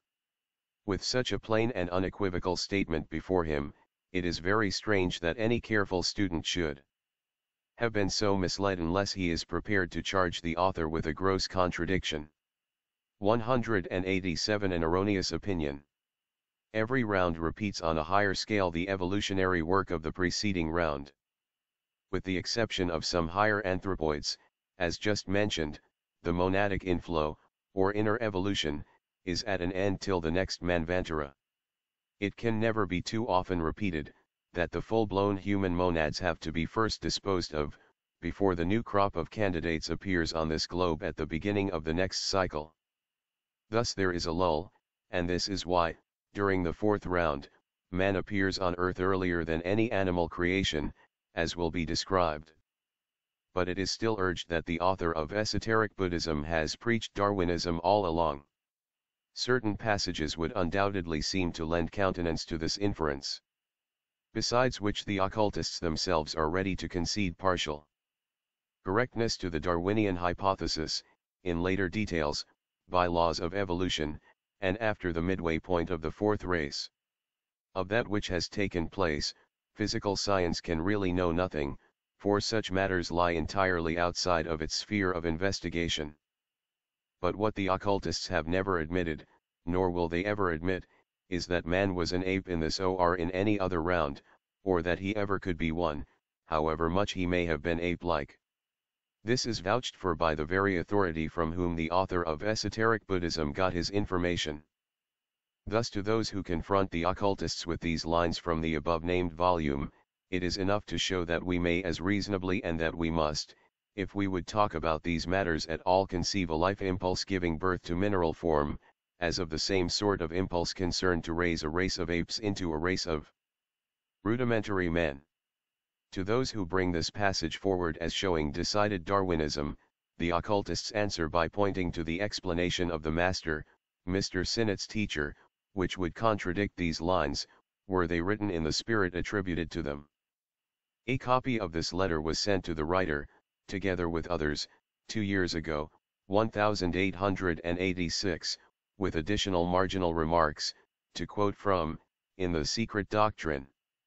It begins by considering the difficulty experienced by the Western student, in reconciling some facts, previously given, with the evolution of man from the animal, i.e., from the mineral, vegetable, and animal kingdoms, and advises the student to hold to the doctrine of analogy and correspondences.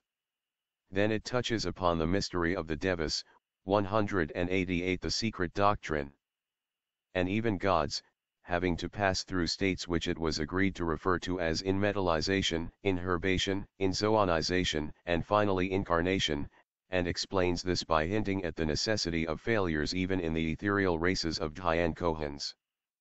Concerning this it says, still, as these failures are too far progressed and spiritualized to be thrown back forcibly from Dhyan Kohanship into the vortex of a new primordial evolution through the lower kingdoms. After which only a hint is given about the mystery contained in the allegory of the fallen Asuras, which will be expanded and explained in Book 2. When karma has reached them at the stage of human evolution, they will have to drink it to the last drop in the bitter cup of retribution. Then they become an active force and commingle with the elementals, the progressed entities of the pure animal kingdom, to develop little by little the full type of humanity.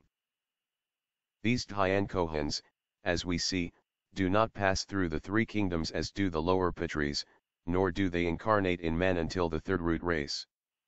Thus, as the teaching stands, man in the first round and first race on globe D, our earth, was an ethereal being, a lunar dhyani, as man, non-intelligent but super-spiritual, and correspondingly, on the law of analogy, in the first race of the fourth round. In each of the subsequent races and sub-races, he grows more and more into an encased or incarnate being, but still preponderatingly ethereal. He is sexless, and, like the animal and vegetable, he develops monstrous bodies correspondential with his coarser surroundings. 2 round. He, man, is still gigantic and ethereal but growing firmer and more condensed in body, a more physical man. Yet still less intelligent than spiritual, 1, for mind is a slower and more difficult evolution than is the physical frame. 3 round. He has now a perfectly concrete or compacted body, at first the form of a giant ape, and now more intelligent, or rather cunning, than spiritual. 4. On the downward arc, he has now reached a point where his primordial spirituality is eclipsed and overshadowed by nascent mentality. 2. In the last half of the third round his gigantic stature decreases, and his body improves in texture, and he becomes a more rational being, though still more an ape than a. 189 A Master's Letter. Deva. All this is almost exactly repeated in the third root race of the fourth round. 4 round.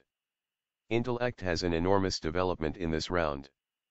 The, hitherto, dumb races acquire our, present, human speech on this globe, on which, from the fourth race, language is perfected and knowledge increases. At this halfway point of the fourth round, as of the fourth root, or Atlantean, race, humanity passes the axial point of the minor Manvantara cycle. The world teeming with the results of intellectual activity and spiritual decrease. This is from the authentic letter. What follows are the later remarks and additional explanations traced by the same hand in the form of footnotes. 1. The original letter contained general teaching, a bird's eye view, and particularized nothing. To speak of physical man while limiting the statement to the early rounds would be drifting back to the miraculous and instantaneous coats of skin. The first nature, the first body, the first mind on the first plane of perception, on the first globe in the first round, is what was meant for karma and evolution have centered in our make such strange extremes. From different natures marvelously mixed. 2. Restore, he has now reached the point, by analogy, and as the third root race in the fourth round, where his, the angel man's, primordial spirituality is eclipsed and overshadowed by nascent human mentality, and you have the true version on your thumbnail. These are the words of the teacher text, words and sentences in brackets, and explanatory footnotes. It stands to reason that there must be an enormous difference in such terms as objectivity and subjectivity, materiality and spirituality, when the same terms are applied to different planes of being and perception. All this must be taken in its relative sense. And therefore there is little to be wondered at, if, left to his own speculations, an author, however eager to learn, yet quite inexperienced in these abstruse teachings, has fallen the natures of the 7 hierarchies or classes of Pitris and Hyan Kohans which compose our nature. And bodies are here meant. 190 The secret doctrine. Into an error. Neither was the difference between the rounds and the races sufficiently defined in the letters received, nor was there anything of the kind required before, as the ordinary Eastern disciple would have found out the difference in a moment. Moreover, to quote from a letter of the Masters, 188, the teachings were imparted under protest. They were, so to say, smuggled goods. And when I remained face to face with only one correspondent, the other, Mr., had so far tossed all the cards into confusion, that little remained to be said without trespassing upon law. Theosophists, whom it may concern, will understand what is meant. The outcome of all this is that nothing had ever been said in the letters to warrant the assurance that the occult doctrine has ever taught, or any adept believed in, the preposterous modern theory of the descent of man from a common ancestor with the ape and anthropoid of the actual animal kind, unless metaphorically. To this day the world is more full of ape-like men than the woods are of men like apes. The ape is sacred in India because its origin is well known to the initiates, though concealed under a thick veil of allegory. Hanuman is the son of Pavana, Vayu, the god of the wind, by Anjana, a monster called Kesari, though his genealogy varies. The reader who bears this in mind will find in Book 2. Passim, the whole explanation of this ingenious allegory. The men of the third race, who separated, were gods by their spirituality and purity, though senseless, and as yet destitute of mind, as men. These men of the third race, the ancestors of the Atlanteans, were just such ape-like, intellectually senseless giants as were those beings, who, during the third round, represented humanity. Morally irresponsible, it was these third-race men who, through promiscuous connection with animal species lower than themselves, created that missing link which became ages later, in the tertiary period only, the remote ancestor of the real ape as we find it now in the pithecoid family ****, and if this is found clashing with that other statement which shows the animal later than man, then the reader is asked to bear in mind that the placental mammal only is meant. In those days there were animals of which zoology does not even dream in our own, and the modes of reproduction were not identical with the notions which modern physiology has upon the subject. It is not altogether convenient to touch upon such questions in public, but there is no contradiction or impossibility in this whatever. 191 The preliminary creation of man. Thus the earlier teachings, however unsatisfactory, vague and fragmentary, did not teach the evolution of man from the ape. Nor does the author of esoteric Buddhism assert it anywhere in his work in so many words, but, owing to his inclination towards modern science, he uses language which might perhaps justify such an inference.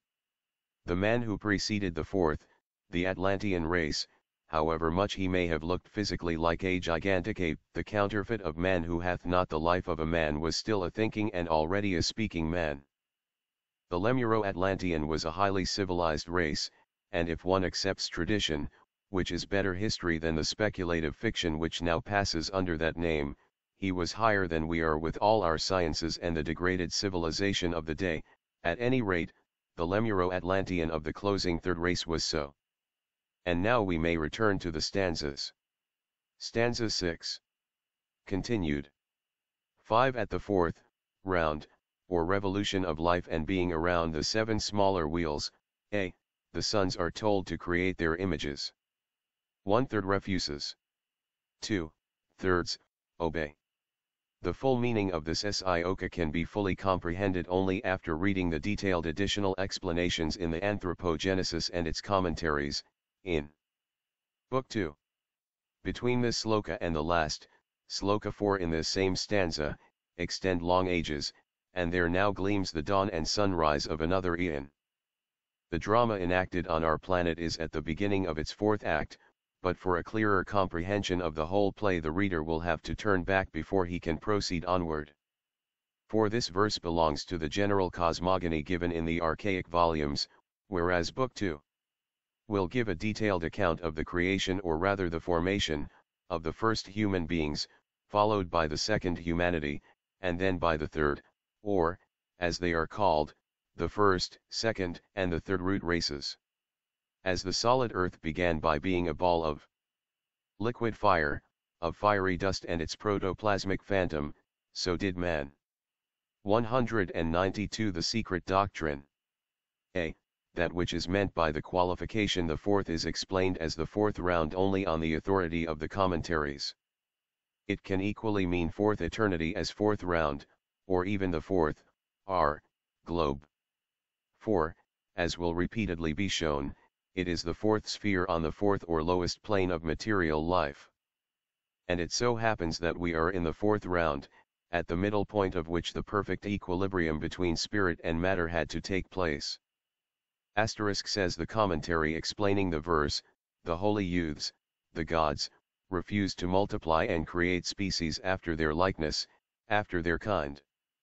They are not fit forms, rupas, for us. They have to grow.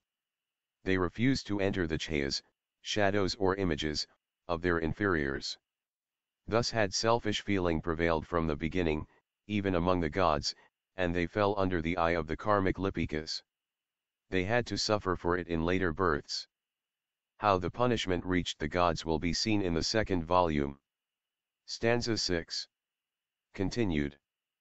6 The curse is pronounced, a. They will be born in the fourth race, suffer and cause suffering, b. This is the first war, c. a. It is a universal tradition that, before the physiological fall, propagation of one's kind, whether human or animal, took place through the will of the creators, or of their progeny. It was the fall of spirit into generation, not the fall of mortal man. It has already been stated that, to become a self-conscious spirit, the latter must pass through every cycle of being, culminating in its highest point on earth in man. It was, as we shall see, at this period during the highest point of civilization and knowledge, as also of human intellectuality, of the fourth, Atlantean race that, owing to the final crisis of physiologico-spiritual adjustment of the races, humanity branched off into its two diametrically opposite paths, the Right the left-hand paths of knowledge or of vidya. Thus were the germs of the white and the black magic sown in those days. The seeds lay latent for some time, to sprout only during the early period of the fifth, our race. Commentary 193 The first cause of sin. Spirit per se is an unconscious negative abstraction. Its purity is inherent, not acquired by merit, hence, as already shown, to become the highest Hyan Kohan it is necessary for each ego to attain to full self-consciousness as a human, i.e., conscious being, which is synthesized for us in man. The Jewish Kabbalists arguing that no spirit could belong to the divine hierarchy unless Ruach, spirit, was united to Nefesh, living soul, only repeat the Eastern esoteric teaching. Hyani has to be an Atma Buddhai, once the Buddhai manas breaks loose from its immortal Atma of which it, Buddhai, is the vehicle, Atman passes into Nanbelng, which is absolute being. This means that the purely nirvanic state is a passage of spirit back to the ideal abstraction of beingness which has no relation to the plane on which our universe is accomplishing its cycle. The curse is pronounced does not mean, in this instance, that any personal being, God, or superior spirit, pronounced it, but simply that the cause which could but create bad results had been generated, and that the effects of a karmic cause could lead the beings that counteracted the laws of nature, and thus impeded her legitimate progress, only to bad incarnations, hence to suffering. See, there were many wars refers to several struggles of adjustment, spiritual, cosmical, and astronomical, but chiefly to the mystery of the evolution of man as he is now. Power's pure essences that were told to create is a sentence that relates to a mystery explained, as already said, elsewhere. It is not only one of the most hidden secrets of nature that of generation, over whose solution the embryologists have vainly put their heads together, but likewise a divine function that involves that other religious, or rather dogmatic, mystery, the fall of the angels, as it is called. Satan and his rebellious host would thus prove, when the meaning of the allegory is explained, to have refused to create physical man, only to become the direct saviors and the creators of divine man. The symbolical teaching is more than mystical and religious, it is purely scientific, as will be seen later on. For, instead of remaining a mere blind, functioning medium, impelled and guided by fathomless law, the rebellious angel claimed and enforced his right of independent judgment and will, the secret doctrine. Right of free agency and responsibility, since man and angel are alike under karmic law * and there was war in heaven. Michael and his angels fought against the dragon, and the dragon fought and his angels, and prevailed not, neither was their place found any more in heaven. And the dragon was cast out, that old serpent, called the devil and Satan, which deceiveth the whole world. The Kabbalistic version of the same story is given in the Codex Nazareus, the scripture of the Nazarenes, the real mystic Christians of John the Baptist and the initiates of Christos. Bahakzivo, the father of the genii, is ordered to construct creatures, to create. But, as he is ignorant of Orcus, he fails to do so, and calls in Fetahil, a still purer spirit, to his aid, who fails still worse. This is a repetition of the failure of the fathers, the lords of light who fail one after the other. Book 2, Sloka 17. We will now quote from our earlier volumes, then steps on the stage of creation the spirit T, of the earth so called, or the soul, psyche, which St. James calls devilish, the lower portion the anima mundi or astral light.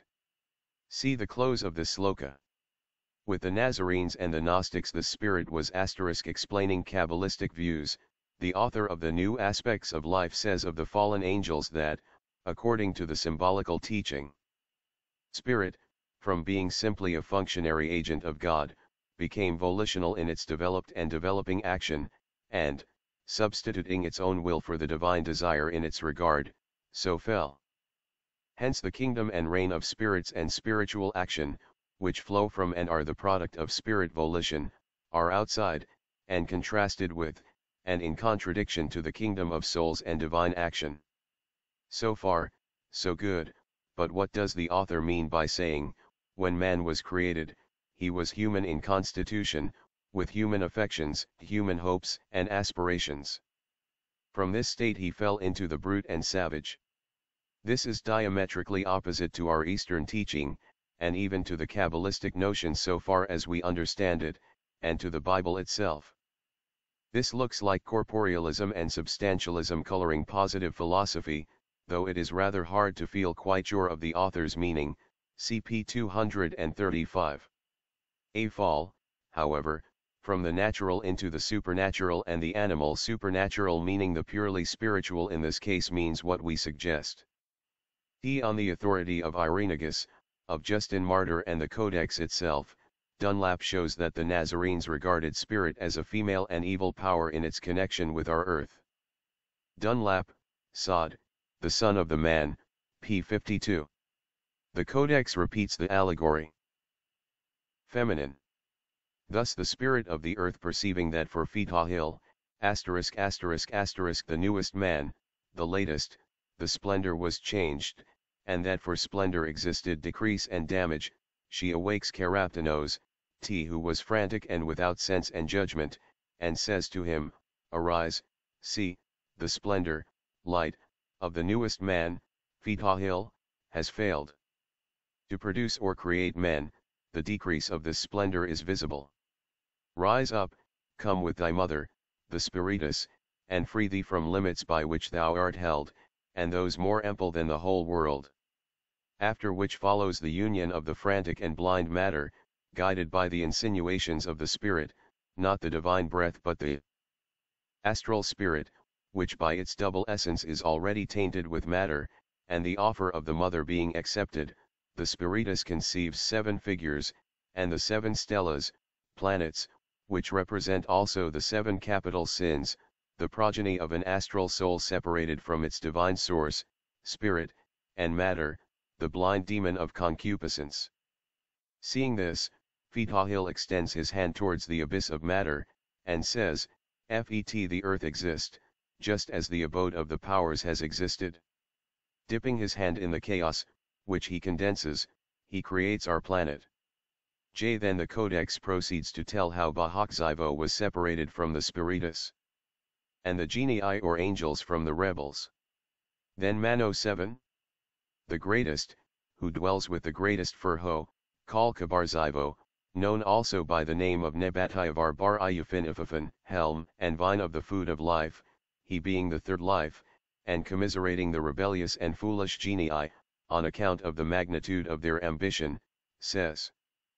Ford of the genii, /Eons, see what the genii, the asterisk Fetahil is identical with the host of the Patris who created man as only a shell. He was, with the Nazarenes, the king of light, and the creator, but in this instance he is the unlucky Prometheus, who fails to get hold of the living fire necessary for the formation of the divine soul, as he is ignorant of the secret name, the ineffable or incommunicable name of the Kabbalists. Plus the spirit of matter and concupiscence, Kamarupa minus manas, mind. J.C. Frank's Codex Nazareus, and Dunlap's Sod, the son of the man Codex Nazareus, 2, 233. 7. This Mano of the Nazarenes strangely resembles the Hindu Manu, the heavenly man of the Rig Vedas. I am the true vine, and my father is the husbandman. John 15, 1. With the Gnostics, Christ, as well as Michael, who is identical with him in some respects, was the chief of the Eons. The secret doctrine. Rebellious angels do, and about what they are consulting * they say, let us call for the world, and let us call the powers into existence. The genii are the principles, the sons of light, but thou art the messenger of life T, and in order to counteract the influence of the 7 badly disposed principles, the progeny of Spiritus, Cabarzio, the mighty Lord of Splendor, produces 7 other lives, the cardinal virtues, who shine in their own form and light from on high and thus re-establish the balance between good and evil, light and darkness. Here one finds a repetition of the early allegorical, dual systems, as the Zoroastrian, and detects a germ of the dogmatic and dualistic religions of the future, a germ which has grown into such a luxuriant tree in ecclesiastical Christianity. It is already the outline of the 2 supremes, God and Satan. But in the stanzas no such idea exists. Most of the Western Christian Kabbalists, preeminently Eliphas Levi, in their desire to reconcile the occult sciences with church dogmas, did their best to make of the astral light only and preeminently the pleroma of early church fathers, the abode of the hosts of the fallen angels, of the archons and powers. But the astral light, while only the lower aspect of the absolute, is yet dual. It is the anima mundi, and ought never to be viewed otherwise, except for Kabbalistic purposes. The difference which exists between its light and its living fire ought to be ever present in the mind of the seer and the psychic. The higher aspect, without which only creatures of matter from that astral light can be produced, is this living fire, and it is the 7th principle. It is said in Isis Unveiled, in a complete description of it, the astral light or anima mundi is dual and bisexual. The ideal, male part of it is purely divine and spiritual, it is the wisdom, it is spirit or purusha, while the female portion, the spiritus of the Nazarenes, is tainted, in one sense, with matter, is indeed matter, and therefore is evil already. It is the life principle of every living creature, and furnishes the astral soul, the fluidic perisprit, to men, animals, fowls of the air, and everything living. Animals have only the latent germ of the highest immortal soul in them. This latter will develop Codex Nazarcius, I. 135. T. Ibid J.C. The cosmogony of Pheresides. Ildabaoth Jova. Only after a series of countless evolutions, the doctrine of which evolution is contained in the Kabbalistic axiom, a stone becomes a plant, a beast, a man, a spirit, and the spirit, a god. Vol. I. p. 301, note. The 7 principles of the Eastern initiates had not been explained when Isis was written, but only the 3 Kabbalistic faces of the semi-exoteric Kabbalah *, but these contain the description of the mystic natures of the first group of Dhyan Kohans in the regimen ignis, the region and rule, or government, of fire, which group is divided into 3 classes, synthesized by the first, which makes 4 or the Tetractys. See comments on stanzas 7. Book I. If one studies the comments attentively he will find the same progression in the angelic natures, viz., from the passive down to the active, the last of these beings being as near to the ahamkara element, the region or plane wherein egoship, or the feeling of I amness is beginning to be defined, as the first ones are near to the undifferentiated essence. The former are arupa, incorporeal, the latter, rupa, corporeal. In Volume 2 of Isis, p. 183 ETSEQ, the philosophical systems of the Gnostics and the primitive Jewish Christians, the Nazarenes and the Ebionites, are fully considered. They show the views held in those days outside the circle of Mosaic Jews about Jehovah. He was identified by all the Gnostics with the evil, rather than with the good principle. For them, he was Ildabaoth, the son of darkness, whose mother, Sophia Achamoth, was the daughter of Sophia, the divine wisdom, the female Holy Ghost of the early Christians, Achaza, while Sophia Achamoth personified the lower astral light or ether. Ildabaoth, J or Jehovah, is simply one of the Elohim, the 7 * they are found, however, in the Chaldean Book of Numbers. Plus the astral light stands in the same relation to Achaza and Anima Mundi, as Satan stands to the deity. They are one and the same thing seen from 2 aspects, the spiritual and the psychic, the superethereal or connecting link between matter and pure spirit, and the physical. See for the difference between nous, the higher divine wisdom, and psyche, the lower and terrestrial, St. James 3 v 15-17. Vide Demon est Deus Inversus, Part 2. Of this volume, J. Ildabaoth is a compound name made up Otlda, v */ a child, and Baoth, both from the egg, and Baoth, chaos, emptiness, void, or desolation, or the child born in the egg of chaos, like Brahma. 198 The Secret Doctrine. Creative spirits, and one of the lower Sephiroth. He produces from himself 7 other gods, stellar spirits, or the lunar ancestors *, for they are all the same, they are all in his own image, the spirits of the face, and the reflections one of the other, and have become darker and more material as they successively receded from their originator. They also inhabit 7 regions disposed like a ladder, as its rungs slope up and down the scale of spirit and matter. With pagans and Christians, with Hindus and Chaldeans, with the Greek as with the Roman Catholics, with a slight variation of the texts in their interpretations, they all were the genii of the 7 planets, as of the 7 planetary spheres of our septenary chain, of which Earth is the lowest. See Isis, Volume 2 p. 186. This connects the stellar and lunar spirits with the higher planetary angels and the Saptarishis, the 7 rishis of the stars, of the Hindus as subordinate angels, messengers, to these rishis, the emanations, on the descending scale, of the former. Such, in the opinion of the philosophical Gnostics, were the god and the archangels now worshipped by the Christians. The fallen angels and the legend of the war in heaven is thus purely pagan in its origin and comes from India via Persia and Chaldea. The only reference to it in the Christian canon is found in Revelations 12, as quoted a few pages back.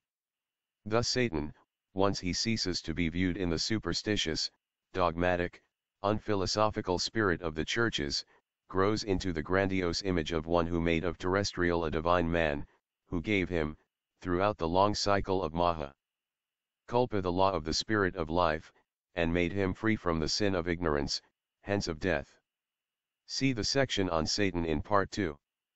Volume 2, * Jehovah's connection with the moon in the Kabbalah is well known to students. Plus about the Nazarenes, see Isis, Volume 2. p. 131 and 132, the true followers of the true Christos were all Nazarenes and Christians, and were the opponents of the later Christians. Vide Supra, the diagram of the lunar ring of 7 worlds, where, as in our or any other chain, the upper worlds are spiritual, while the lowest, whether moon, earth, or any planet, is dark with matter. 199 The 7 planes. Stanza 6. Continued. 6 The older wheels rotated downward and upward, the mother's spawn filled the whole, cosmos, **. There were battles fought between the creators and the destroyers, and battles fought for space, the seed appearing and reappearing continuously, b. t. a. Here, having finished for the time being with our side issues which, however they may break the flow of the narrative, are necessary for the elucidation of the whole scheme, the reader must return once more to cosmogony. The phrase older wheels refers to the worlds or globes of our chain as they were during the previous rounds. The present stanza, when explained esoterically, is found embodied entirely in the Kabbalistic works. Therein will be found the very history of the evolution of those countless globes which evolve after a periodical pralaya, rebuilt from old material into new forms. The previous globes disintegrate and reappear transformed and perfected for a new phase of life. In the Kabbalah, worlds are compared to sparks which fly from under the hammer of the great architect law, the law which rules all the smaller creators. The following comparative diagram shows the identity between the two systems, the Kabbalistic and the Eastern. The 3 upper are the 3 higher planes of consciousness, revealed and explained in both schools only to the initiates. The lower ones represent the 4 lower planes, the lowest being our plane, or the visible universe. These 7 planes correspond to the 7 states of consciousness in man. It remains with him to attune the 3 higher states in himself to the 3 higher planes in cosmos. But before he can attempt to attune, he must awaken the 3 seats to life and activity. And how many are capable of bringing themselves to even a superficial comprehension of Atmavidya, spirit knowledge, or what is called by the Sufis, Rohani? In section the VLLTH of this book, in subsection 3. The reader is reminded that cosmos often means in our stanzas only our own solar system, not the infinite universe. Plus this is purely astronomical. 200 The Secret Doctrine. The reader will find a still clearer explanation of the above in the commentary upon Saptaparna the man-plant. See also the section of that name in part 2. J plane ** the aruya or formless, there where form ceases to exist, on the objective plane. The word archetypal must not be taken here in the sense that the Platonists gave to it, i.e., the world as it existed in the mind of the deity, but in that of a world made as a first model, to be followed and improved upon by the worlds which succeed it physically though deteriorating in purity. These are the 4 lower planes of cosmic consciousness, the 3 higher planes being inaccessible to human intellect as developed at present. The 7 states of human consciousness pertain to quite another question. B. The seed appears and disappears continuously. Here seed stands for the world germ, viewed by science as material particles in a highly attenuated condition, but in occult physics as spiritual particles, i.e., supersensuous matter existing in a state of primeval. No shadow, no light. Differentiation ** in theogony, every seed is an ethereal organism, from which evolves later on a celestial being, a god. In the beginning, that which is called in mystic phraseology cosmic desire evolves into absolute light. Now light without any shadow would be absolute light, in other words, absolute darkness, as physical science seeks to prove. That shadow appears under the form of primordial matter, allegorized if one likes in the shape of the spirit of creative fire or heat. If, rejecting the poetical form and allegory, science chooses to see in this the primordial fire mist, it is welcome to do so.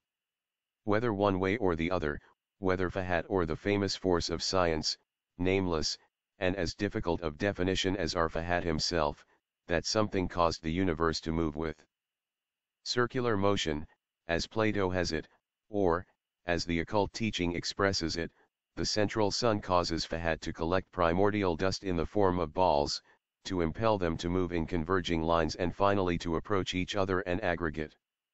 Book of Chien. Being scattered in space, without order or system, the world germs come into frequent collision until their final aggregation, after which they become wanderers, comets. Then the battles and struggles begin. The older bodies attract the younger, while others repel them. Many perish, devoured by their stronger companions.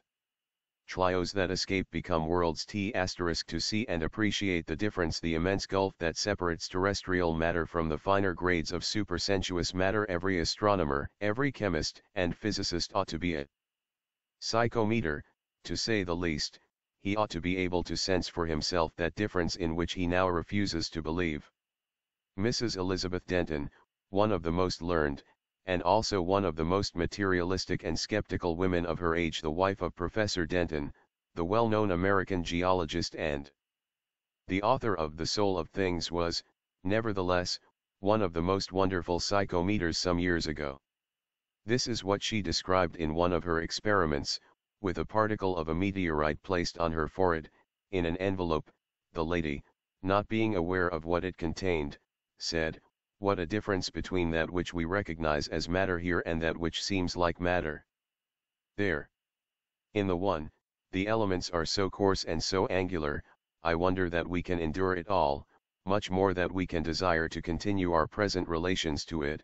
In the other, all the elements are so refined, they are so free from those great, rough angularities, which characterize the elements here, that I can but regard that as by so much the more than this, the real existence."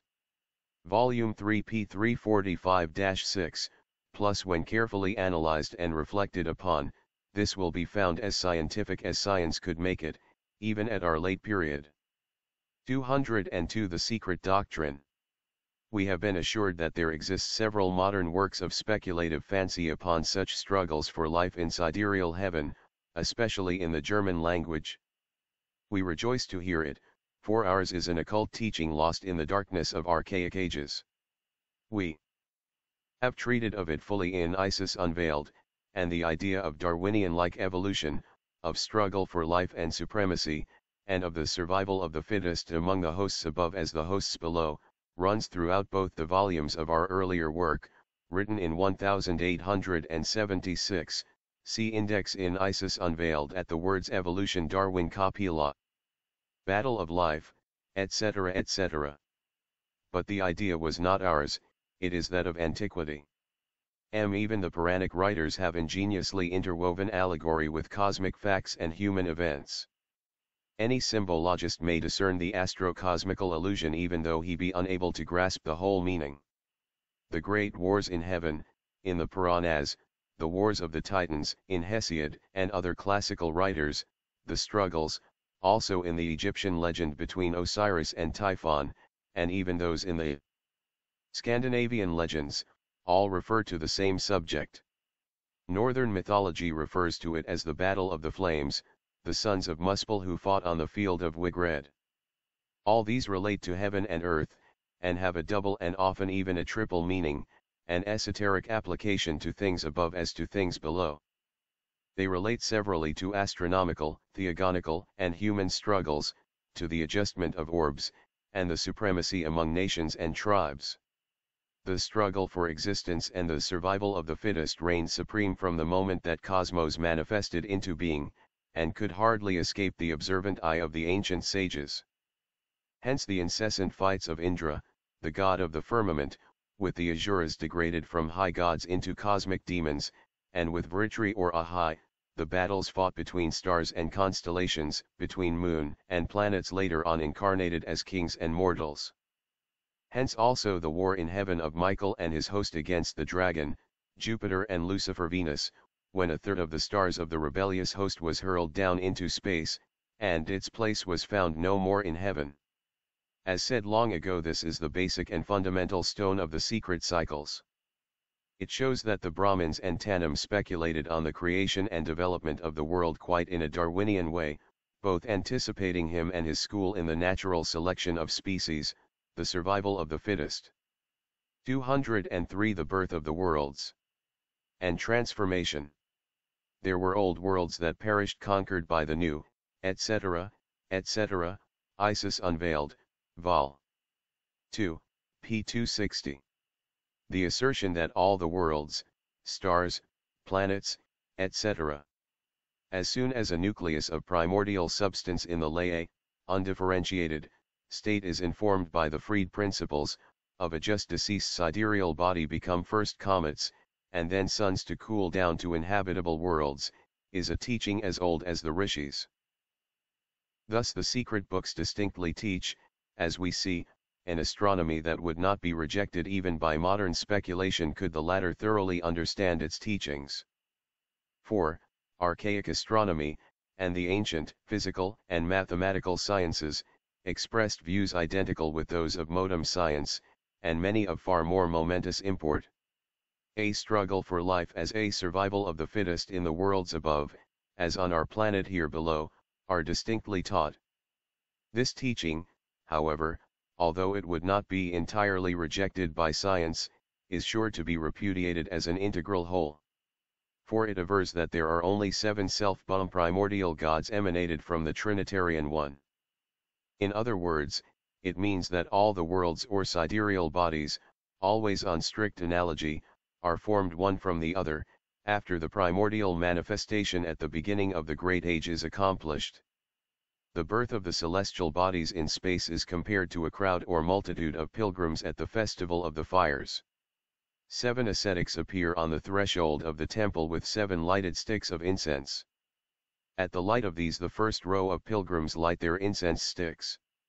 After which every ascetic begins whirling his stick around his head in space, and furnishes the rest with fire. Thus with the heavenly bodies. A Lyocenter is lighted and awakened into life by the fires of another pilgrim, after which the new center rushes into space and becomes a comet. It is only after losing its velocity, and hence its fiery tail, that the fiery dragon settles down into quiet and steady life as a regular respectable citizen of the sidereal family. Therefore it is said, born in the unfathomable depths of space, out of the homogeneous element called the world soul, every nucleus of cosmic matter, suddenly launched into being, begins life under the most hostile circumstances. Through a series of countless ages, it has to conquer 204 the secret doctrine. For itself a place in the infinitudes. It circles round and round between denser and already fixed bodies, moving by jerks, and pulling towards some given point or center that attracts it, trying to avoid, like a ship drawn into a channel dotted with reefs and sunken rocks, other bodies that draw and repel it in turn. Many perish, their mass disintegrating through stronger masses, and, when born within a system, chiefly within the insatiable stomachs of various suns. CCOMM, to stanza TV. Those which move slower and are propelled into an elliptic course are doomed to annihilation sooner or later. Others moving in parabolic curves generally escape destruction, owing to their velocity. Some very critical readers will perhaps imagine that this teaching, as to the cometary stage passed through by all heavenly bodies, is in contradiction with the statements just made as to the moon being the mother of the earth. They will perhaps fancy that intuition is needed to harmonize the two. But no intuition is in truth required. What does science know of comets, their genesis, growth, and ultimate behavior? Nothing, absolutely nothing. And what is there so impossible that a Lyocenter, a lump of cosmic protoplasm, homogeneous and latent, when suddenly animated or fired up, should rush from its bed in space and whirl throughout the abysmal depths in order to strengthen its homogeneous organism by an accumulation and addition of differentiated elements? And why should not such a comet settle in life, live, and become an inhabited globe? The abodes of Fahad are many, it is said. He places his four fiery, electropositive, suns in the four circles. These circles are the equator, the ecliptic, and the two parallels of declination, or the tropics, to preside over the climates of which are placed the four mystical entities. Then again, other 7 suns are commissioned to preside over the 7 hot, and 7 cold lokas, the hells of the orthodox Brahmins. At the two ends of the egg of matter, are earth and its poles. The 7 lokas are also called the rings, elsewhere, and the circles. The ancients made the polar circle 7 instead of 2, as Europeans do, for Mount Meru, which is the North Pole, is said to have 7 gold and 7 silver steps leading to it. The strange statement made in one of the stanzas, the songs of Fahad and his sons were radiant as the noontide sun and the moon combined, and that the 4 suns on the middle fourfold 205 seeing sound, hearing colors. Circle saw their father's songs and heard his solar selenic radiance, is explained in the commentary in these words: the agitation of the Fahadic forces at the two cold ends, north and south poles, of the earth, which resulted in a multicolored radiance at night, have in them several of the properties of akasa, ether, color and sound as well. Sound is the characteristic of akasa, ether it generates air, the property of which is touch, which, by friction, becomes productive of color and light. Vishnu Purana. Perhaps the above will be regarded as archaic nonsense, but it will be better comprehended, if the reader remembers the aurora borealis and australis, both of which take place at the very centers of terrestrial electric and magnetic forces. The two poles are said to be the storehouses, the receptacles and liberators, at the same time, of cosmic and terrestrial vitality, electricity, from the surplus of which the earth, had it not been for these two natural safety valves, would have been rent to pieces long ago. At the same time, it is now a theory that has lately become an axiom, that the phenomenon of polar lights is accompanied by, and productive of, strong sounds, like whistling, hissing, and cracking. but see Professor Trumhold's works on the aurora borealis, and his correspondence regarding this moot question. Stanza 6. Continued. 7. Make thy calculations, O Lanu, if thou wouldst learn the correct age of thy small wheel, chain. Its fourth spoke is our mother, earth, a.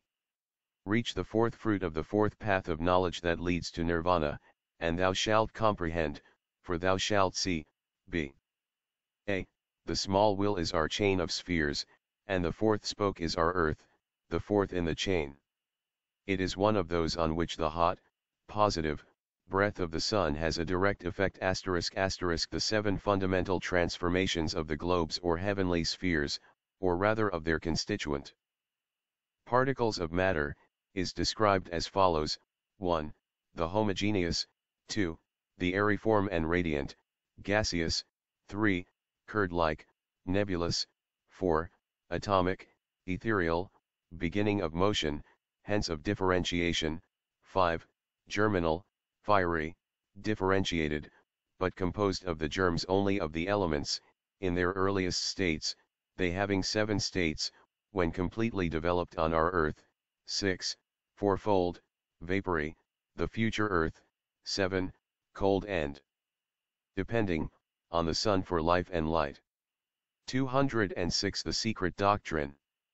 To calculate its age, however, as the pupil is asked to do in the stanza, is rather difficult, since we are not given the figures of the great Kalpa, and are not allowed to publish those of our small yugas, except as to the approximate duration of these.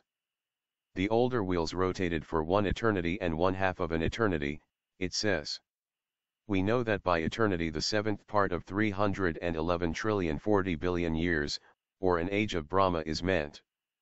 But what of that?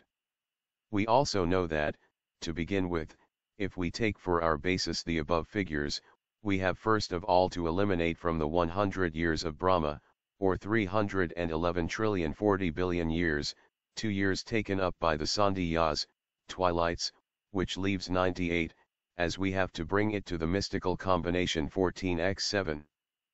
But we have no knowledge at what time precisely the evolution and formation of our little earth began. Therefore it is impossible to calculate its age, unless the time of its birth is given, which the teachers refuse to do, so far.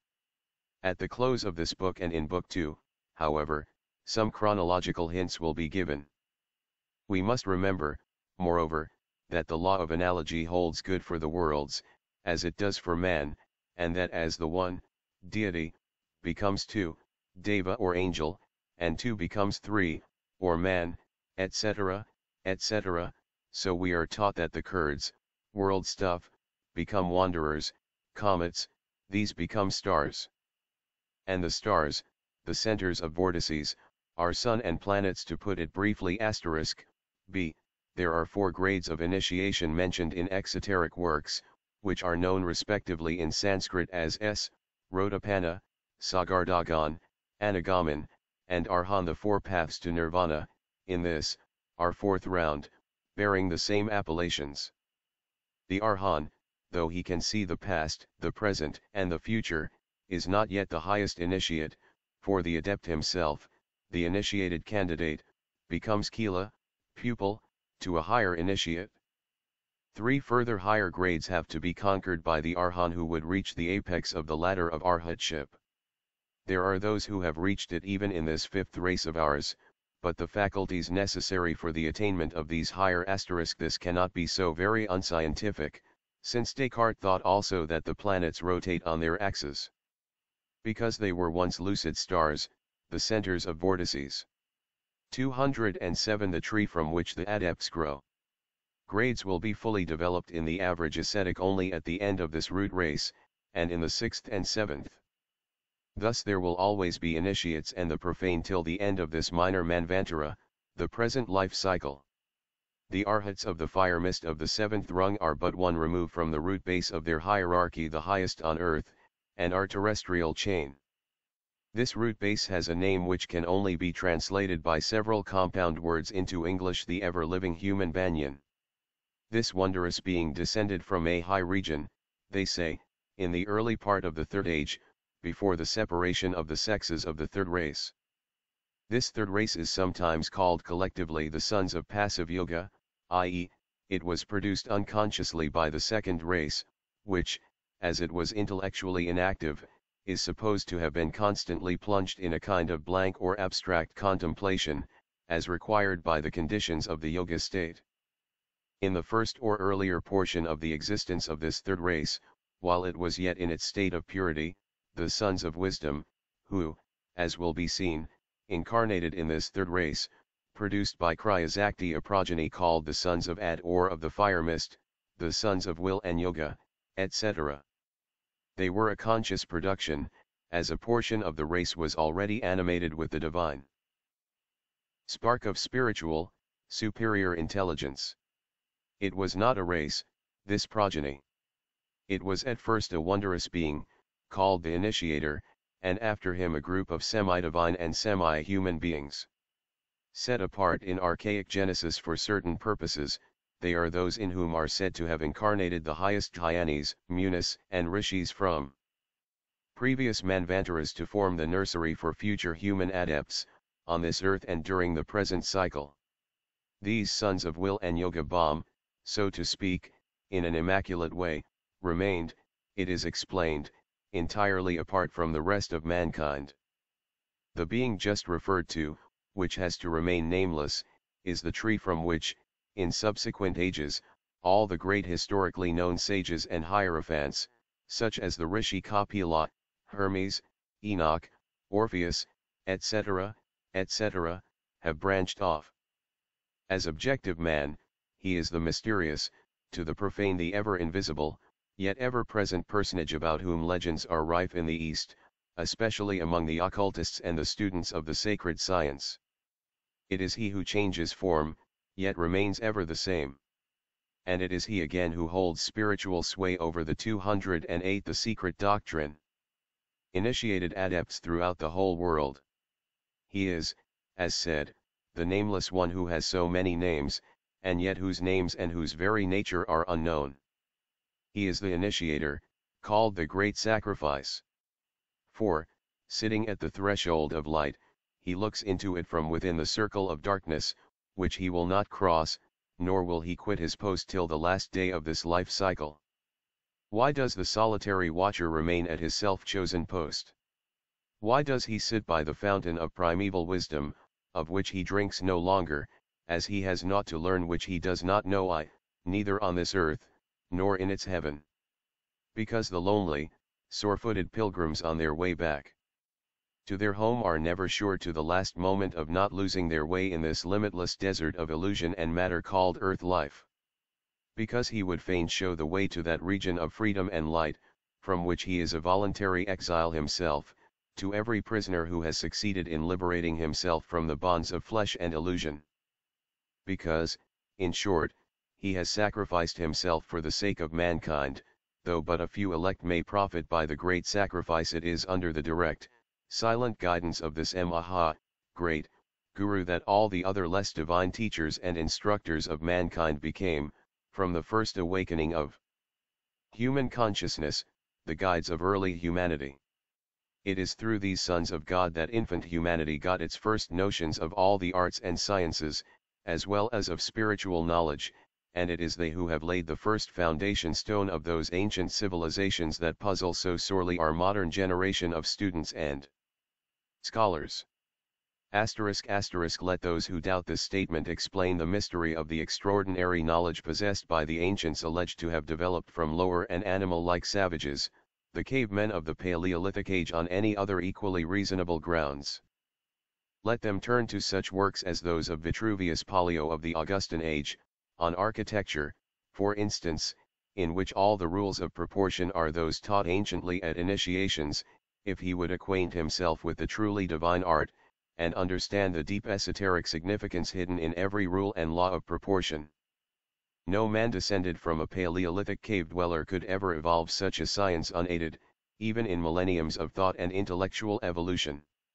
It is the pupils of those incarnated rishis and devas of the third root race, who handed their knowledge from one generation to another, to Egypt and Greece with its now lost canon of proportion, as it is the disciples of the initiates of the fourth, the Atlanteans, who handed it over to their Cyclopes, the sons of Cycles or of the Infinite, from whom the name passed to the still later generations of Gnostic priests. It is owing to the divine perfection of those architectural proportions that the ancients could build those wonders of all the subsequent ages, their fanes, pyramids, cave temples, cromlechs, cairns, altars, proving they had the powers of machinery and a knowledge of mechanics to which modern skill is like a child's play, and which Thatsfa/J refers to itself as the works of hundred-handed giants. See Book of God, Keneally. Modern architects may not altogether have neglected those rules, but they have superadded enough empirical innovations to destroy those just proportions.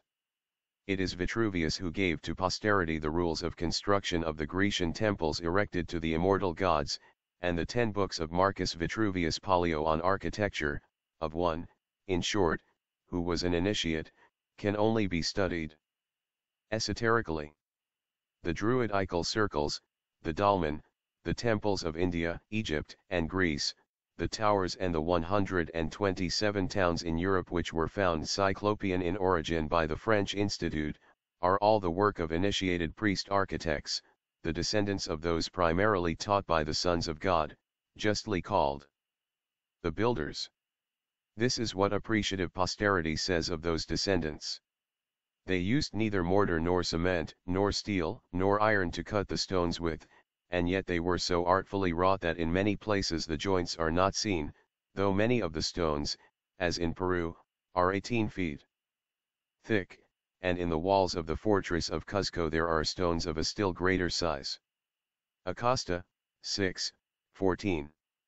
Again, the walls of Syene, built 5,400 years ago, when that spot was exactly under the tropic, which it has now ceased to be, were so constructed that at noon, at the precise moment of the solar solstice, the entire disk of the sun was seen.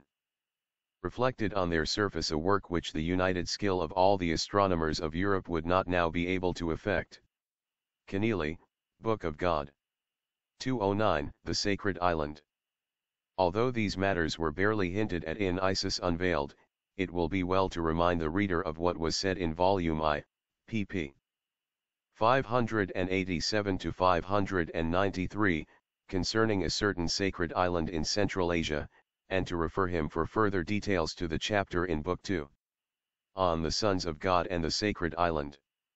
A few more explanations, however, though thrown out in a fragmentary form, may help the student to obtain a glimpse into the present mystery.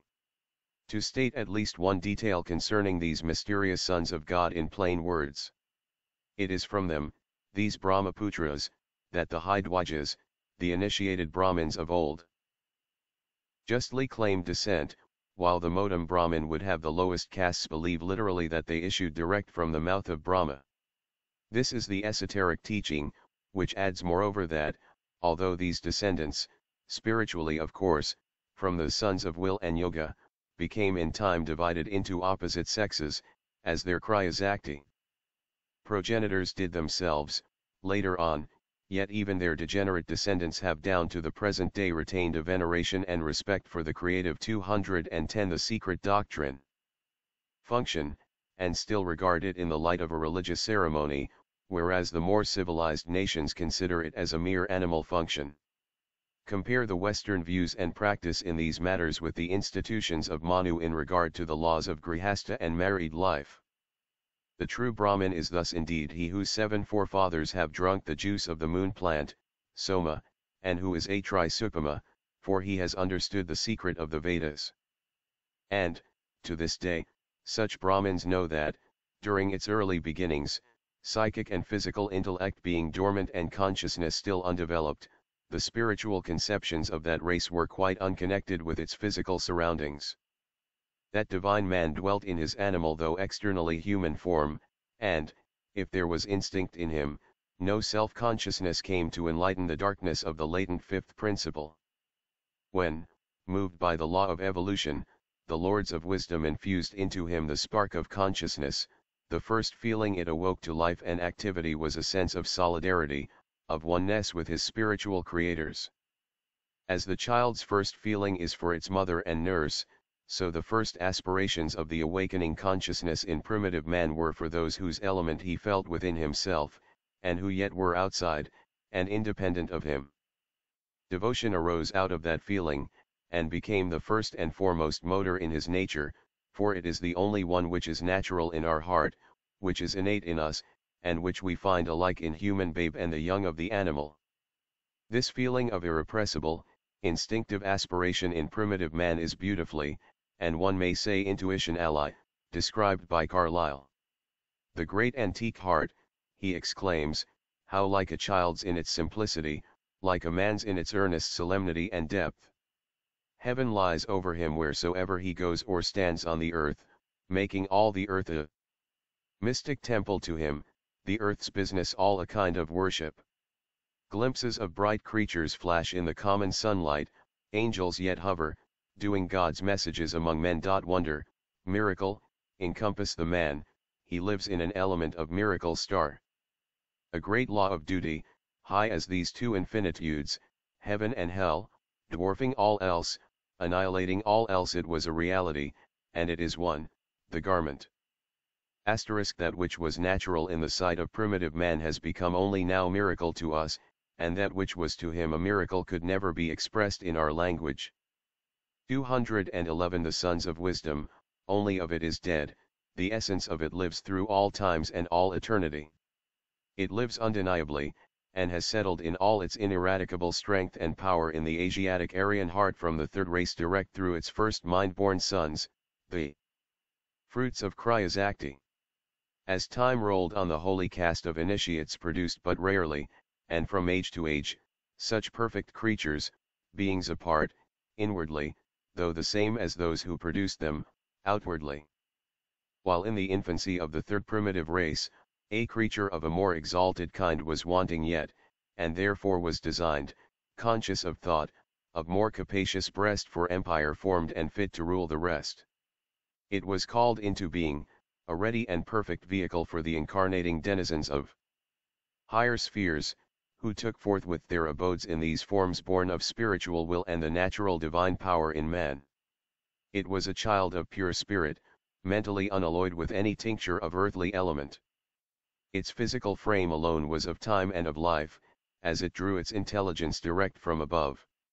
It was the living tree of divine wisdom, and may therefore be likened to the mundane tree of the Norse legend, which cannot wither and die until the last battle of life shall be fought, while its roots are gnawed all the time by the dragon Nidhogg, for even so, the first and holy son of Cryosacti had his body gnawed by the tooth of time, but the roots of his inner being remained forever undecaying and strong, because they grew and expanded in heaven not on earth. He was the first of the first, and he was the seed of all the others.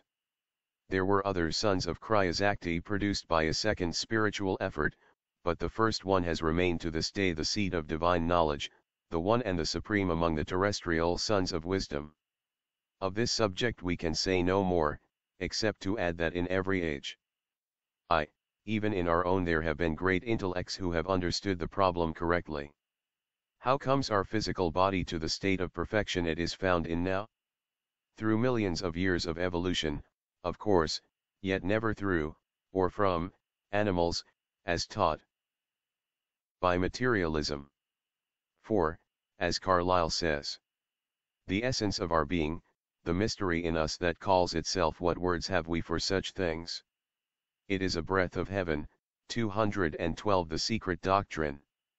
The highest being reveals himself in man. This body, these faculties, this life of ours, is it not all as a vesture for the unnamed? The breath of heaven, or rather the breath of life, called in the Bible nephesh, is in every animal, in every animate speck as in every mineral atom.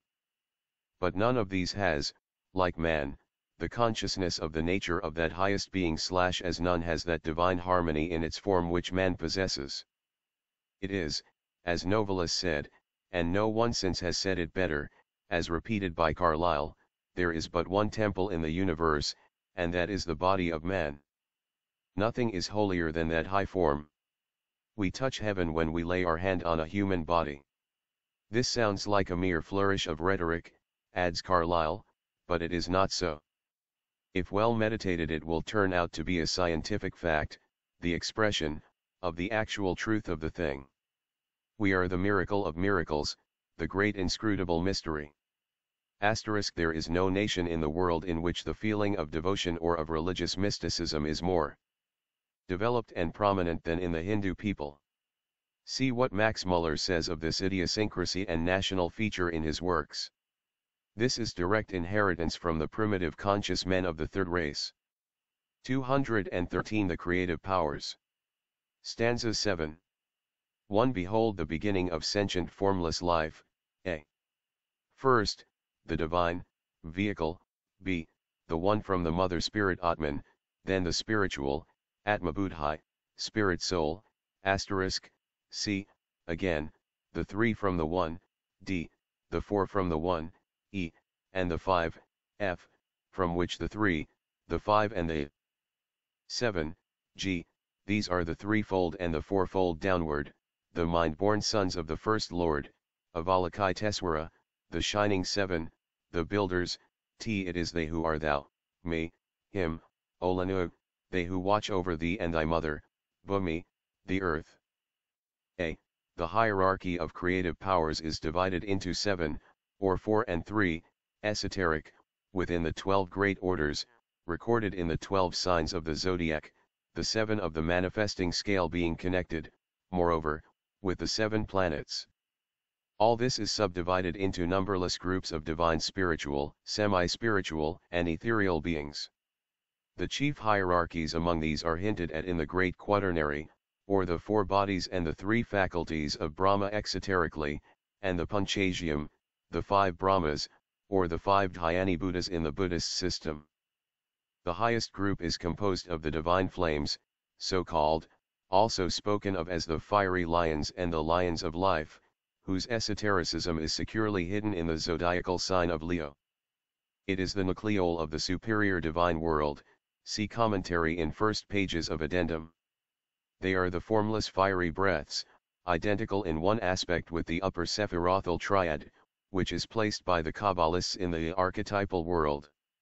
The same hierarchy, with the same numbers, is found in the Japanese system, in the beginnings as taught by both the Shinto and the Buddhist sects. In this system, anthropogenesis precedes cosmogenesis, as the divine merges into the human, and creates *. This relates to the cosmic principles. Plus the 7 creative rishis now connected with the constellation of the Great Bear. 214 The Secret Doctrine. Midway in its descent into matter, the visible universe. The legendary personage's remarks reverentially Amoy having to be understood as the stereotyped embodiment of the higher, secret, doctrine, and its sublime truths. To state it at full length, however, would occupy too much of our space, but a few words on this old system cannot be out of place. The following is a short synopsis of this anthropocosmogenesis, and it shows how closely the most separated notions echoed one and the same archaic teaching. When all was as yet chaos, Kantun, 3 spiritual beings appeared on the stage of future creation. 1. Aim no Ani Nakanushi no Kami, divine monarch of the central heaven. 2. Takami Onosubi no Kami, exalted, imperial divine offspring of heaven and the earth. And 3. Kamumi Musubi no Kami, offspring of the gods, simply. These were without form or substance, Ararupa triad, as neither the celestial nor the terrestrial substance had yet differentiated, nor had the essence of things been formed. In the Zohar, which, as now arranged and re-edited by Moses de Leon, with the help of Syrian and Chaldean Christian Gnostics in the XLLth century, and corrected and revised still later by many Christian hands, is only a little less exoteric than the Bible itself. This divine vehicle no longer appears as it does in the Chaldean Book of Numbers. True enough, Ansaf, the absolute endless nothing, uses also the form of the One, the manifested heavenly man, the first cause, as its chariot. Merkaba, in Hebrew, Vahan, in Sanskrit, or vehicle to descend into, and manifest through, in the phenomenal world. but the Kabbalists neither make it plain how the Absolute can use anything, or exercise any attribute whatever, since, as the Absolute, it is devoid of attributes, nor do they explain that in reality it is the first cause, Plato's Logos, the original and eternal idea, that manifests through Adam Kadmon, the second Logos, so to speak. In the Book of Numbers it is explained that N, or N, Air, is the only self-existent, whereas its depth, Bithos or Buthon of the Gnostics, called Propator, is only periodical. The latter is Brahma as differentiated from Brahma or Parabrahm. It is the depth, the source of light, or Propator, which is the unmanifest Logos or the abstract idea, and not Ansaf, whose ray uses Adam Kadmon or the manifested Logos, the objective universe, male and female as a chariot through which to manifest. But in the Zohar we read the following incongruity, Senior 215 one parent flame, countless flames. Occultatus est et absconditus, micropros opus manifestus est, et non manifestus. Rosenroth, Liber Mysterii, 4, 1. This is a fallacy, since micropros opus, or the microcosm, can only exist during its manifestations, and is destroyed during the Mahapralayas. Rosenroth's Kabbalah is no guide, but very often a puzzle. B. As in the Japanese system, in the Egyptian, and every old cosmogony at this divine flame, the One, are lit the three descending groups. Having their potential being in the higher group, they now become distinct and separate entities. These are called the Virgins of Life, the Great Illusion, etc., etc., and collectively the six-pointed star. The latter is the symbol, in almost every religion, of the Logos as the first emanation.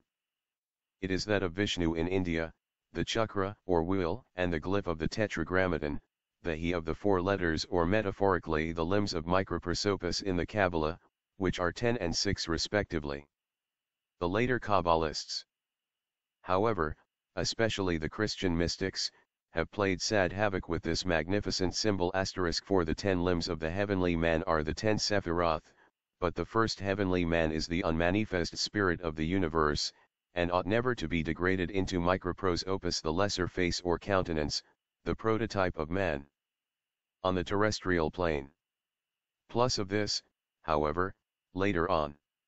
The six-pointed star refers to the 6 forces or powers of nature, the 6 planes, principles, etc., etc., all synthesized by the 7th, or the central point in the star. All these, the upper and lower hierarchies included, emanate from the heavenly or celestial Virgin, J, the Great Mother in all religions, the androgyne, the * indeed, the micropros opus, who is, philosophically speaking, quite distinct from the unmanifest eternal Logos, one with the Father, has been finally brought, by centuries of incessant efforts, of sophistry and paradoxes, to be considered as one with Jehovah, or the one living God, whereas Jehovah is no better than Bina, a female Sephiroth. This fact cannot be too frequently impressed upon the reader. Plus the micropros opus is, as just said, the Logos manifested, and of such there are many. J. Sephira is the crown, Kether, in the abstract principle only, as a mathematical X, the unknown quantity. On the plane of differentiated nature she is the female counterpart of Adam Kadmon, the first androgyne.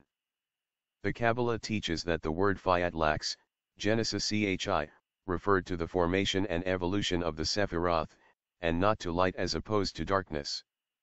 Rabbi Simeon says, O companions, man as an emanation was both man and woman, Adam Kadmon verily, and this is the sense of the words let there be light, and it was light. And this is the twofold man. Osage Dem Zohar, pp. 13-15, 216. The Secret Doctrine. Sephira Adam Kadmon. In its unity, primordial light is the 7th, or highest, principle, Devi Prakriti, the light of the unmanifest Logos. But in its differentiation it becomes Fahad, or the 7 sons. The former is symbolized by the central point in the double triangle, the latter by the hexagon itself, or the 6 limbs of the microprose opus. The 7th being Ma'akuth, the bride of the Christian Kabbalists, or our earth. Hence the expressions, the first after the one is divine fire, the second, fire and ether, the third is composed of fire, ether and water, the fourth of fire, ether, water and air. Cli 1 is not concerned with men bearing globes, but with the inner invisible spheres. The firstborn are the life, the heart, and pulse of the universe, the second are its mind or consciousness, as said in the commentary. C. The second order of celestial beings, those of fire and ether, corresponding to spirit and soul, or the Atma-Buddhai, whose names are legion, are still formless, but more definitely substantial. They are the first differentiation in the secondary evolution or creation, a misleading word. As the name shows, they are the prototypes of the incarnating jivas or monads, and are composed of the fiery spirit of life. It is through these that passes, like a pure solar beam, the ray which is furnished by them with its future vehicle, the divine soul, Buddhai. These are directly concerned with the hosts of the higher world of our system. From these twofold units emanate the threefold. In the cosmogony of Japan, when, out of the chaotic mass, an egg-like nucleus appears, having within itself the germ and potency of all the universal as well as of all terrestrial life, it is the threefold just named, which differentiates the male ethereal, principle * see next footnote. These elements of fire, air, etc., are not our compound elements. This consciousness has no relation to our consciousness. The consciousness of the one manifested, if not absolute, is still unconditioned. Maha, the universal mind, is the first production of the Brahma creator, but also of the pradhana, undifferentiated matter. 217 teachings contrasted. Ascends and the female grosser or more material principle, is precipitated into the universe of substance, when a separation occurs between the celestial and the terrestrial. From this the female, the mother, the first rudimentary objective being is Brahm. It is ethereal, without form or sex, and yet it is from this and the mother that the 7 divine spirits are Brahm, from whom will emanate the 7 creations, just as in the Codex Nazareus from Karaptanos and the mother Spiritus the 7 evilly disposed material spirits are born. It would be too long to give here the Japanese names, but once translated they stand in this order: 1. The invisible celibate, which is the creative logos of the non-creating Father, or the creative potentiality of the latter made manifest. 2. The spirit, or the God, of the rayless depths, of chaos, which becomes differentiated matter, or the world stuff, also the mineral realm. 3. The spirit of the vegetable kingdom, of the abundant vegetation. 4. This one is of dual nature, being at the same time the spirit of the earth and the spirit of the sands, the former containing the potentiality of the male element, the latter that of the female element, the two forming a combined nature. These two were one, yet unconscious of being two. In this duality were contained, a. the male, dark and muscular being, Isu no Gai no Kami, and b. Eku Gai no Kami, the female, fair and weaker or more delicate being. Then, the 5th and 6th spirits who were androgynous or dual-sexed, and, finally, 7. The 7th spirit, the last emanated from the mother, appears as the first divine human form distinctly male and female. It was the 7th creation, as in the Puranas, wherein man is the 7th creation of Brahma. These, Stanagit Sanamai, descended into the universe by the celestial bridge, the Milky Way, and Stanagya, perceiving far below a chaotic mass of cloud and water, thrust his jeweled spear into the depths, and dry land appeared. Then the two separated to explore Onokoro, the newly created island world, etc., etc., Amoy. 218 The secret doctrine. Such are the Japanese exoteric fables, the rind that conceals the kernel of the same one truth of the secret doctrine. Turning back to the esoteric explanations in every cosmogony, d. The third order corresponds to the Atmabdhi-manas, spirit, soul, and intellect, and is called the triads. E. The fourth are substantial entities. This is the highest group among the rupas, atomic forms *. It is the nursery of the human, conscious, spiritual souls.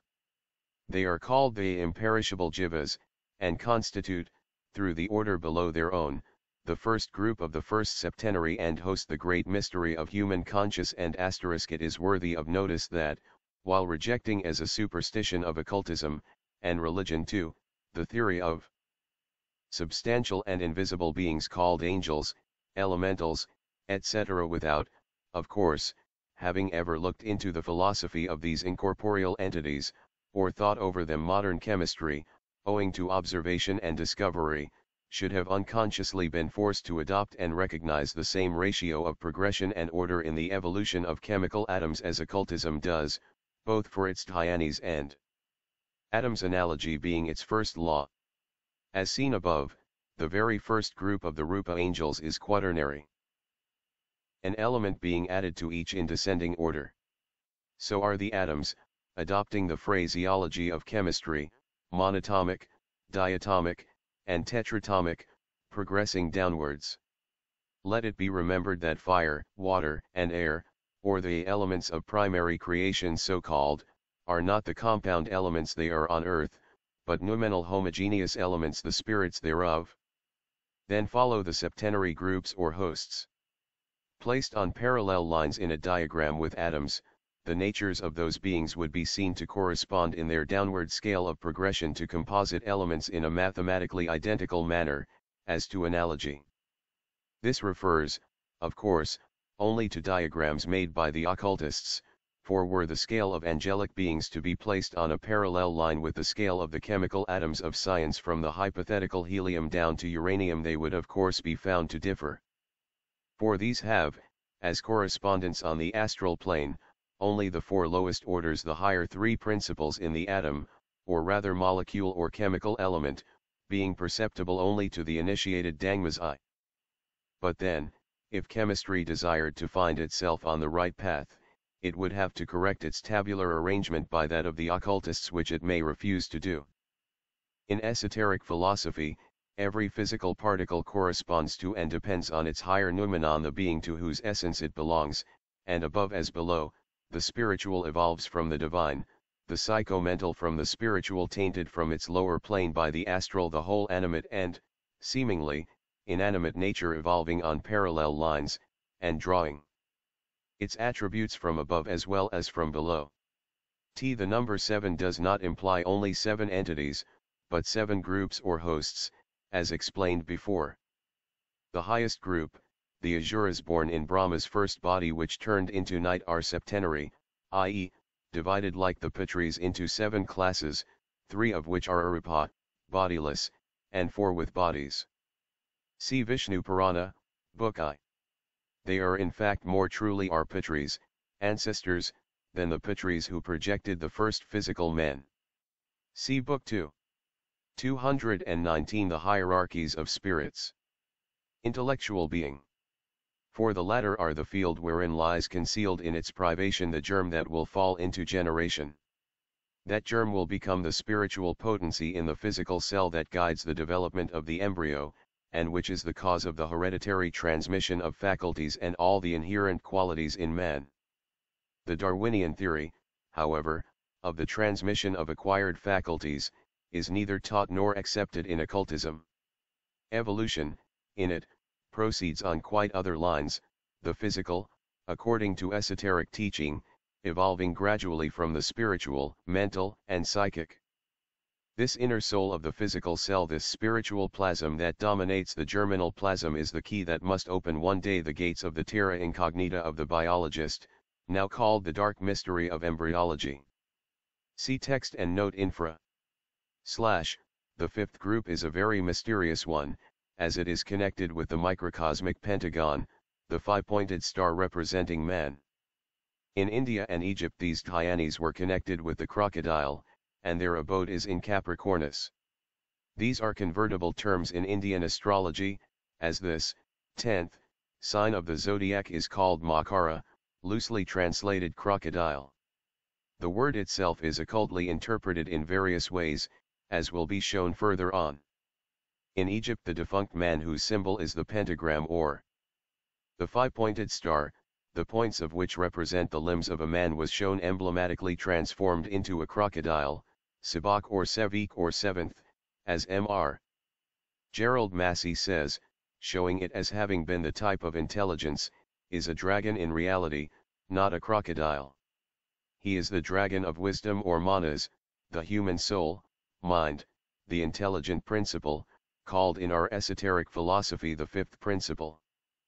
Says the defunct ossorified in Chl's 8th Book of the Dead, or the ritual, under the glyph of a mummy-form god with a crocodile's head. 1. I am the god, crocodile, presiding at the fear. At the arrival of his soul among men. I am the god crocodile brought for destruction, an allusion to the destruction of divine spiritual purity. 220 The secret doctrine. When man acquires the knowledge of good and evil, also to the fallen gods, or angels of every theogony. 2. I am the fish of the great Horus, as Mankara is the crocodile, the vehicle of Varuna. I am merged in Sektin. This last sentence gives the corroboration of, and repeats the doctrine of, esoteric Buddhism, for it alludes directly to the fifth principle, manas, or the most spiritual part of its essence rather, which merges into, is absorbed by, and made one with Atma Buddhaya after the death of man. For Seken is the residence or loca of the god Kem, Horus Osiris, or father and son, hence the Devachan of Atma Buddhaya. In the ritual of the dead, the defunct is shown entering into Sekem with Horus thought and emerging from it as pure spirit, Lziv, 29. Thus the defunct says, v. 130, I see the forms of, myself, as various, men transforming eternally. I know this, chapter. He who knows it, takes all kinds of living forms. And in verse 35, addressing in magic formula that which is called, in Egyptian esotericism, the ancestral heart, or the reincarnating principle, the permanent ego, the defunct says, O my heart, my ancestral heart necessary for my transformations. Do not separate thyself from me before the guardian of the scales. Thou art my personality within my breast, divine companion watching over my fleshes, bodies. It is in Sekem that lies concealed the mysterious face / or the real man concealed under the false personality, the triple crocodile of Egypt, the symbol of the higher trinity or human triad, Atma, Buddha and Manas. In all the ancient papyri the crocodile is called Sebek, seventh, while the water is the fifth principle esoterically, and, as already stated, Mr. Gerald Massey shows that the crocodile was the seventh soul, the supreme one of seven, the seer unseen. Even exoterically Sekem is the residence of the god Kem, and Kem is Itoris avenging the death of his father Osiris, hence punishing the sins of man when he becomes a disembodied soul. Thus the defunct *, one of the explanations of the real though hidden meaning of this Egyptian religious glyph is easy. The crocodile is the first to await and meet the devouring fires of the morning sun, and very soon came to personify the solar heat. When the sun arose, it was like the arrival on earth and among men of the divine soul which informs the gods. Hence the strange symbolism. The mummy donned the head of a crocodile to show that it was a soul arriving from the earth. 221 Correlation of beings. Ossorified became the god Kem, who gleans the field of Anru, i.e., he gleans either his reward or punishment, as that field is the celestial locality, Devachan, where the defunct is given wheat, the food of divine justice. The fifth group of the celestial beings is supposed to contain in itself the dual attributes of both the spiritual and physical aspects of the universe, the two poles, so to say, of Maha the universal intelligence, and the dual nature of man, the spiritual and the physical. Hence its number 5, multiplied and made into 10, connecting it with Makar A, the 10th sign of zodiac. G. the sixth and seventh groups partake of the lower qualities of the quaternary.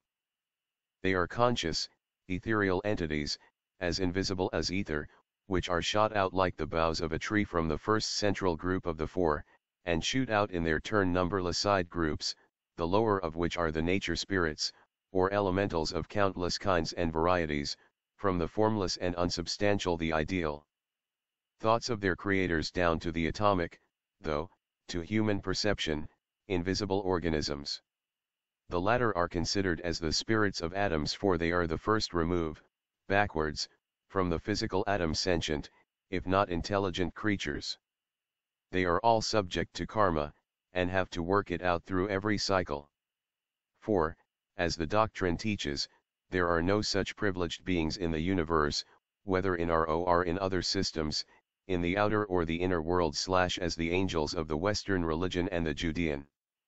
8 Hyan Kohan has to become one, he cannot be bomb or appear suddenly on the plane of life as a full-blown angel. The celestial hierarchy of the present Manvantara will find itself transferred in the next cycle of life into higher, superior worlds, and will make room for a new hierarchy, composed of the elect ones of our mankind. Being is an endless cycle within the one absolute eternity, wherein move numberless inner cycles finite and conditioned. Gods, created as such, would evince no personal merit in being gods. Such a class of beings, perfect only by virtue of the special immaculate nature inherent in them, in the face of suffering and struggling humanity, and even of the lower creation, would be the *A world. When called a higher world is not higher by reason of its location, but because it is superior in quality or essence. Yet such a world is generally understood by the profane as heaven, and located above our heads. 222 The Secret Doctrine. Symbol of an eternal injustice quite satanic in character, an ever-present crime.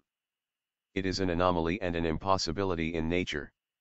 Therefore the four and the three have to incarnate as all other beings have.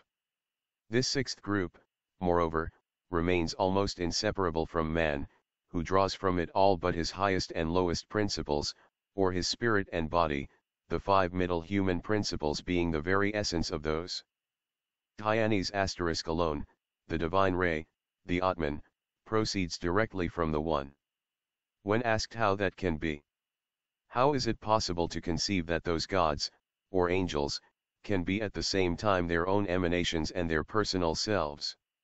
Is it in the same sense in the material world, where the Son is, in one way, his Father, being his blood, the bone of his bone and the flesh of his flesh? To this the teachers answer, verily it is so. But one has to go deep into the mystery of being before one can fully comprehend this truth. Stanza 7 continued. 2 The one ray multiplies the smaller rays. Life precedes form, and life survives the last atom. Through the countless rays the life ray, the one, like a thread through many beads, pearls, This sloka expresses the conception a purely Vedantic one, as already explained elsewhere, of a life thread, Sutratma, running through successive generations. How, then, can this be explained? By resorting to a simile, to a familiar illustration, though necessarily imperfect, as all our available analogies must be. Before resorting to it, however, I would ask whether it seems unnatural, least of all supernatural, to any one of us, when we consider that process known as the growth and development of a fetus. Into a healthy baby weighing several pounds evolves from what?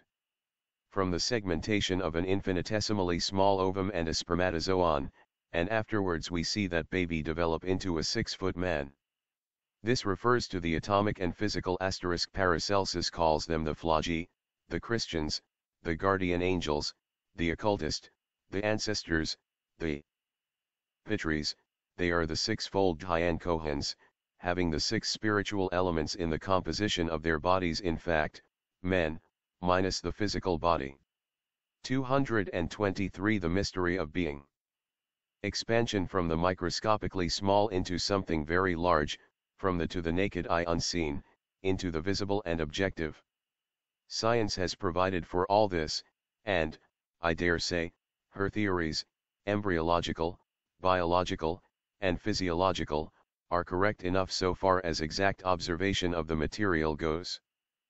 Nevertheless, the two chief difficulties of the science of embryology, namely, what are the forces at work in the formation of the fetus, and the cause of hereditary transmission of likeness, physical, moral or mental, have never been properly answered, nor will they ever be solved till the day when scientists condescend to accept the occult theories *. But if this physical pheno *, the materialists and the evolutionists of the Darwinian school would be ill-advised to accept the newly worked-out theories of Professor Weismann, the author of Beitrage zur Deszendenslehre, with regard to one of the two mysteries of embryology, as above specified, which he seems to have solved as he thinks. For, when it is solved, science will have stepped over into the domain of the truly occult, and stepped forever out of the realm of transformation, as taught by Darwin. The two are irreconcilable, from the standpoint of materialism. Regarded from that of the occultists, it solves all these mysteries. Those who are not acquainted with the new discovery of Professor Weismann, at one time a fervent Darwinist, ought to hasten to repair the deficiency. The German embryologist philosopher shows thus stepping over the heads of the Greek Hippocrates and Aristotle, right back into the teachings of the old Aryans, one infinitesimal cell, out of millions of others at work in the formation of an organism, determining alone and unaided, by means of constant segmentation and multiplication, the correct image of the future man, or animal, in its physical, mental, and psychic characteristics. It is that cell which impresses on the face and form of the new individual the features of the parents or of some distant ancestor. It is that cell again which transmits to him the intellectual and mental idiosyncrasies of his sires. And so on. This plasm is the immortal portion of our bodies simply through the process of successive assimilations. Darwin's theory, viewing the embryological cell as an essence or the extract from all other cells, is set aside. It is incapable of accounting for hereditary transmission. There are but two ways of explaining the mystery of heredity: either the substance of the germinal cell is endowed with the faculty of crossing the whole cycle of transformations that lead to the construction of a separate organism and then to the reproduction of identical germinal cells, or, those germinal cells do not have their genesis at all in the body of the individual, but proceed directly from the ancestral germinal cell passed from father to son through long generations. It is the latter hypothesis that Weismann accepted and has worked upon, and it is to the cell that he traces the immortal portion of man. So far, so good, and when this almost correct theory is accepted, how will biologists explain the first appearance of this everlasting cell? Unless man grew like the immortal Topsy, and was not born at all, but fell from the clouds, how was that embryological cell born in him? 224. The secret doctrine may not astonishes no one, except in so far as it puzzles the embryologists. Why should our intellectual and inner growth, the evolution of the human spiritual to the divine spiritual, be regarded as, or seem, more impossible than the other? Now to the simile. Complete the physical plasm, mentioned in the last footnote, the germinal cell of man with all its material potentialities, with the spiritual plasm, so to say, or the fluid that contains the 5 lower principles of the 6-principled Dhyan, and you have the secret, if you are spiritual enough to understand it. When the seed of the animal man is cast into the soil of the animal woman, that seed cannot germinate unless it has been fructified by the 5 virtues, the fluid of, or the emanation from the principles, of the 6-fold heavenly man. Wherefore the microcosm is represented as a pentagon, within the hexagon star, the macrocosm. ANQR0P0, a work on occult embryology, Book I. Then, the functions of Jiva on this earth are of a 5-fold character. In the mineral atom it is connected with the lowest principles of the spirits of the earth, the 6-fold Dhyanis. In the vegetable particle, with their second the prana, life, in the animal, with all these plus the third and the fourth, in man, the germ must receive the fruition of all the 5. Otherwise he will be no higher than an animal, namely, a congenital idiot. Thus in man alone the jiva is complete. As to his seventh principle, it is but one of the beams of the universal Sunday. Each rational creature receives only the temporary loan of that which has to return to its source, while his physical body is shaped by the lowest terrestrial lives, through physical, chemical, and physiological evolution. The blessed ones have not to do with the purgations of matter. Kabbalah, Chaldean Book of Numbers. It comes to this: mankind in its first prototypal, shadowy form, is the offspring of the Elohim of life, or Pitris. In its qualitative and physical aspect it is the direct progeny of the ancestors, the lowest Dhyanis, or spirits of the earth. For its moral, psychic, and spiritual nature, it is indebted to a group of divine beings, the name and characteristics of which will be given in Book 2. Collectively, men are the handiwork of hosts of various spirits, distributively, the tabernacles of those hosts, and occasionally and singly, the vehicles of some of them. In our present all-material fifth race, the earthly spirit of the spirit falling into matter. Fourth is still strong in us, but we are approaching the time when the pendulum of evolution will direct its swing decidedly upwards, bringing humanity back on a parallel line with the primitive third root race in spirituality. During its childhood, mankind was composed wholly of that angelic host, who were the indwelling spirits that animated the monstrous and gigantic tabernacles of clay of the fourth race, built by, as they are now also, and composed of countless myriads of lives. This sentence will be explained later on in the present commentary. The tabernacles have improved in texture and symmetry of form, growing and developing with the globe that bore them, but the physical improvement took place at the expense of the spiritual inner man and nature. The three middle principles in earth and man became with every race more material, the soul stepping back to make room for the physical intellect, the essence of elements becoming the material and composite elements now known. Man is not, nor could he ever be, the complete product of the Lord God, but he is the child of the Elohim, so arbitrarily changed into the singular masculine gender.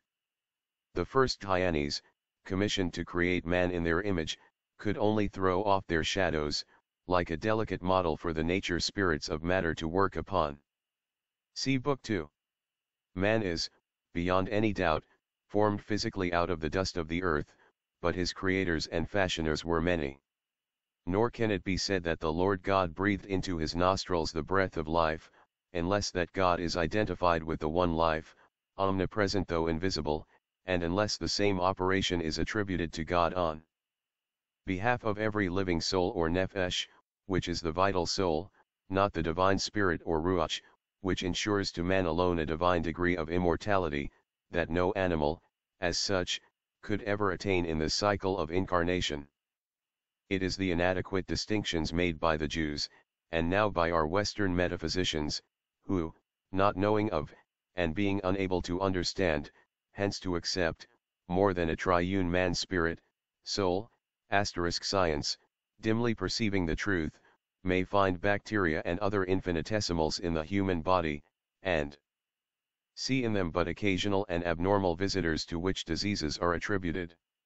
Occultism, which discerns a life in every atom and molecule, whether in a mineral or human body, in air, fire, or water, affirms that our whole body is built of such lives, the smallest bacteria under the microscope being to them in comparative size like an elephant to the tiniest infusoria.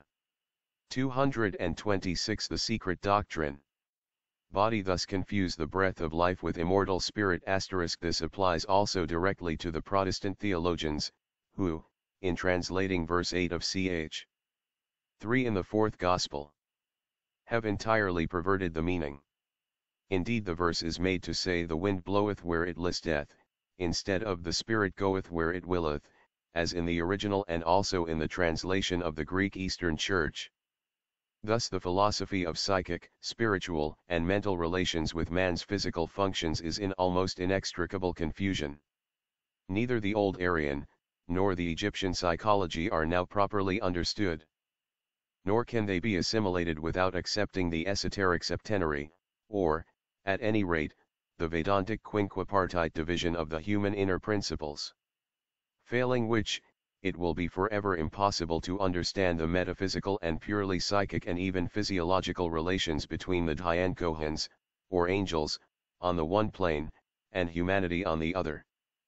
No Eastern, Aryan, esoteric works are so far published, but we possess the Egyptian papyri which speak clearly. The learned and very philosophical author of New Aspects of Life would impress upon his reader that the Nefesh Chaya, living soul, according to the Hebrews, proceeded from, or was produced by, the infusion of the spirit or breath of life into the quickening body of man, and was to supersede and take the place of that spirit in the thus constituted self, so that the spirit passed into, was lost sight of, and disappeared in the living soul. The human body, he thinks, ought to be viewed as a matrix in which, and from which, the soul, which he seems to place higher than the spirit, is developed. Considered functionally and from the standpoint of activity, the soul stands undeniably higher in this finite and conditioned world of Maya. The soul, he says, is ultimately produced from the animated body of man.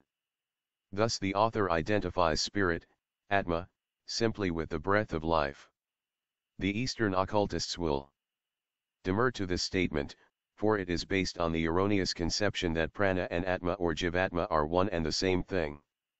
The author supports the argument by showing that with the ancient Hebrews, Greeks, and even Latins, Ruach, Pneuma and Spiritus with the Jews undeniably, and with the Greeks and Romans very probably meant wind, the Greek word anemos, wind, and the Latin anima soul having a suspicious relation. This is very far-fetched. A legitimate battlefield for deciding this question is hardly to be found, since M.R. Pratt seems to be a practical, matter-of-fact metaphysician, a kind of Kabbalist positivist, and the Eastern metaphysicians, especially the Vedantins, are all idealists.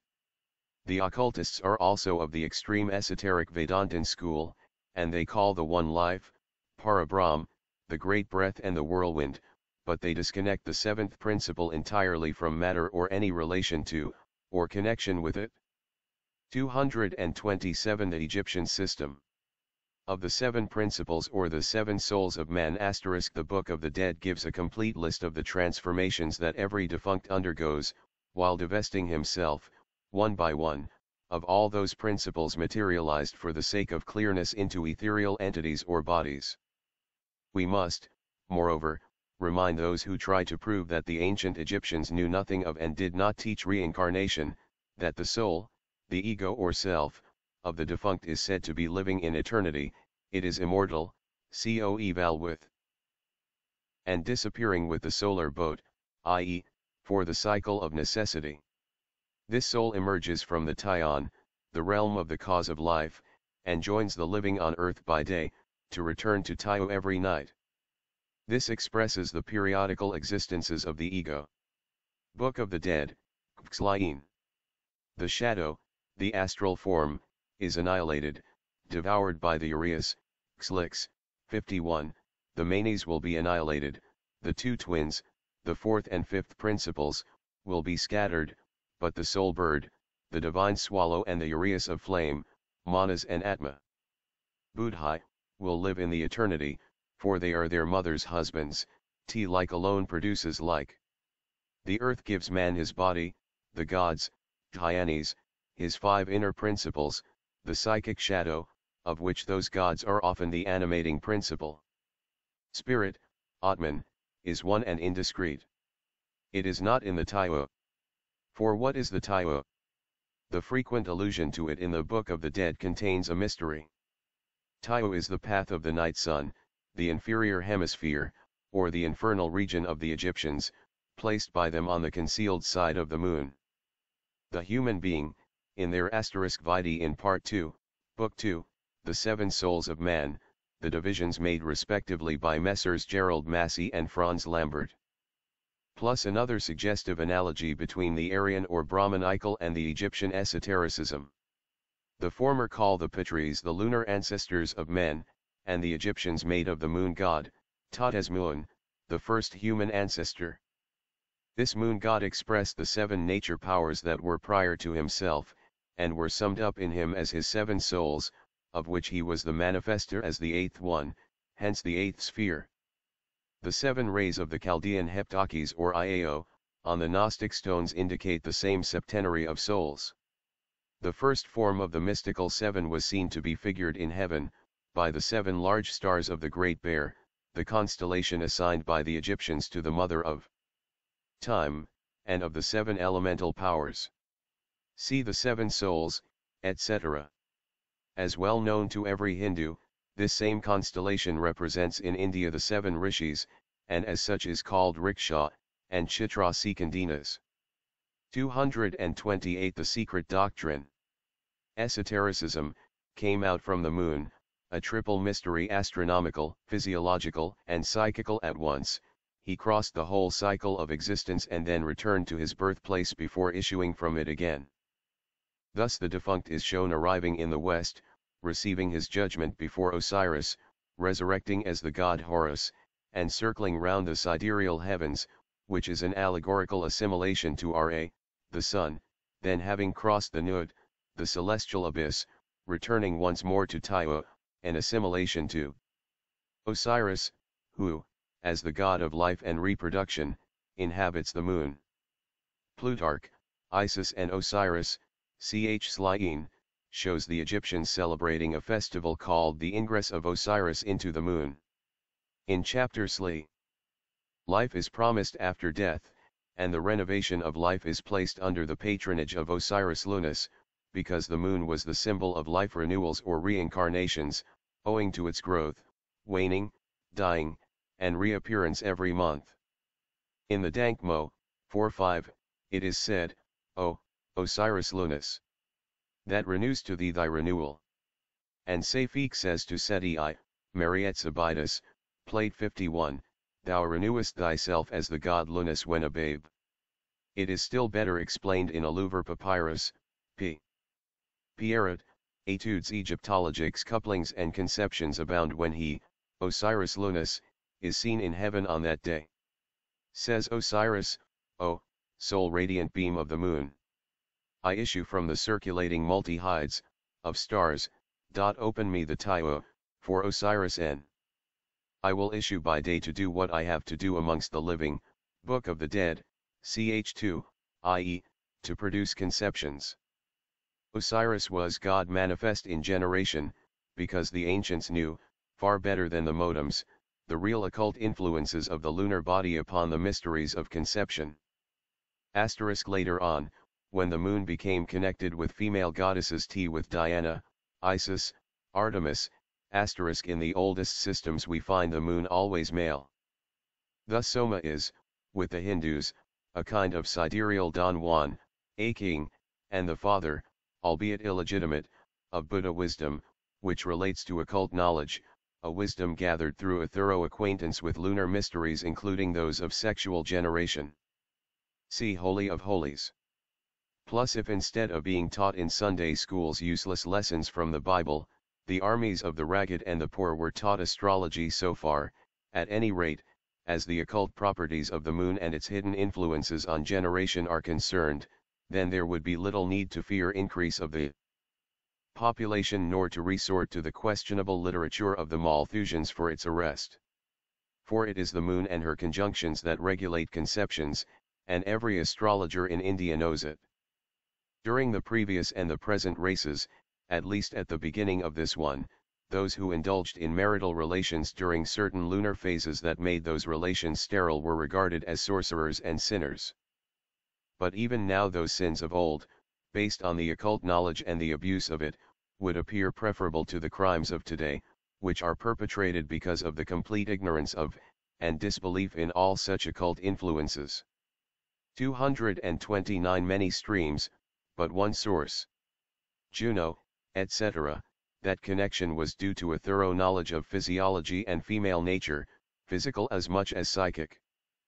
But, primarily, the sun and moon were the only visible and, so to say, tangible by their effects psychic and physiological deities the lather and the sun, while space and air in general, or that expanse of heaven called Nut by the Egyptians, was the concealed spirit or breath of the two.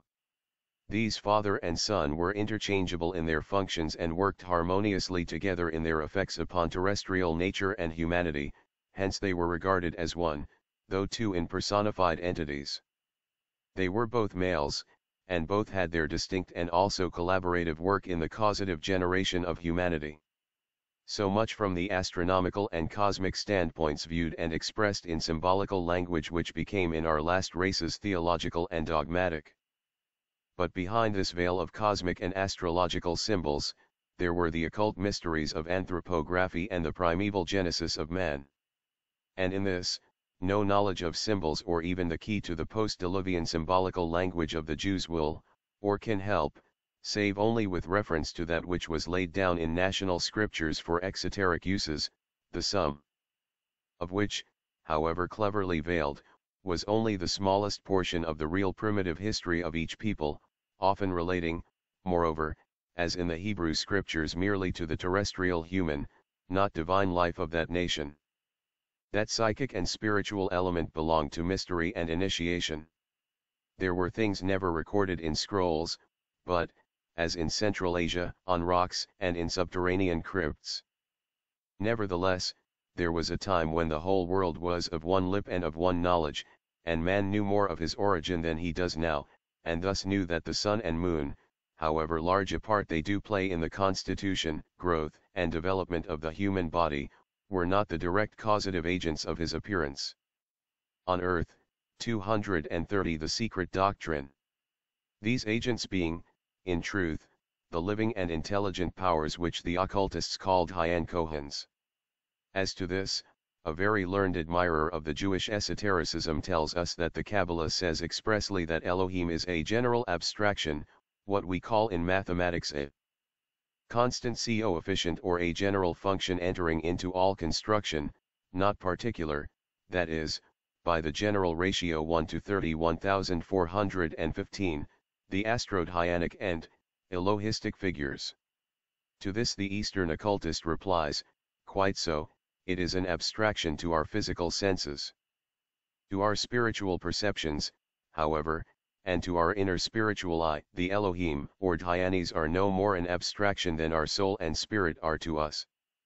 Reject the one and you reject the other, since that which is the surviving entity in us is partly the direct emanation from, and partly those celestial entities themselves. One thing is sure, the Jews were perfectly acquainted with sorcery and various maleficent forces, but, with the exception of some of their great prophets and seers like Daniel and Ezekiel, Enoch, belonging to a far distant race and not to any nation but to all, as a generic character, they knew little of, nor would they deal with, the real divine occultism, their national character being averse to anything which had no direct bearing upon their own ethnical, tribal, and individual benefits, witness their own prophets, and the curses thundered by them against the stiff-necked race. But even the Kabbalah plainly shows the direct relation between the Sephiroth, or Elohim, and men.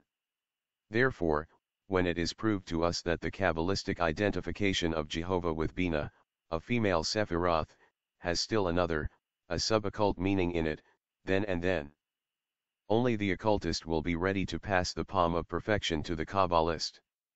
Until then, it is asserted that, as Jehovah is in the abstract sense of a one living God, a single number, a metaphysical figment, and a reality only when put in his proper place as an emanation and a Sephiroth, we have a right to maintain that the Zohar, as witnessed by the Book of Numbers, at any rate, gave out originally, before the Christian Kabbalists had disfigured it, and still gives out the same doctrine that we do, i.e., it makes man emanate, not from one celestial man, but from a septenary group of celestial men, or angels, just as in Pymander, the thought divine.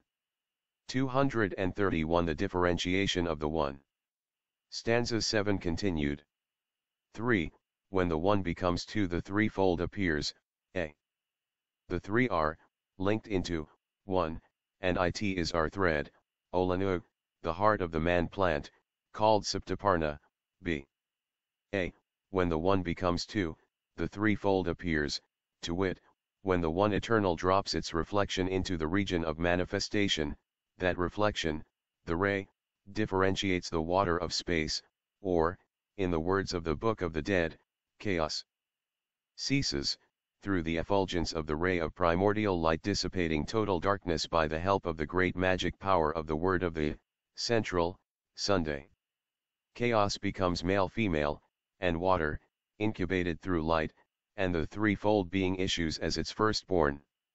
Osirista, or Ra, creates his own limbs, like Brahma, by creating the gods destined to personify his phases during the cycle.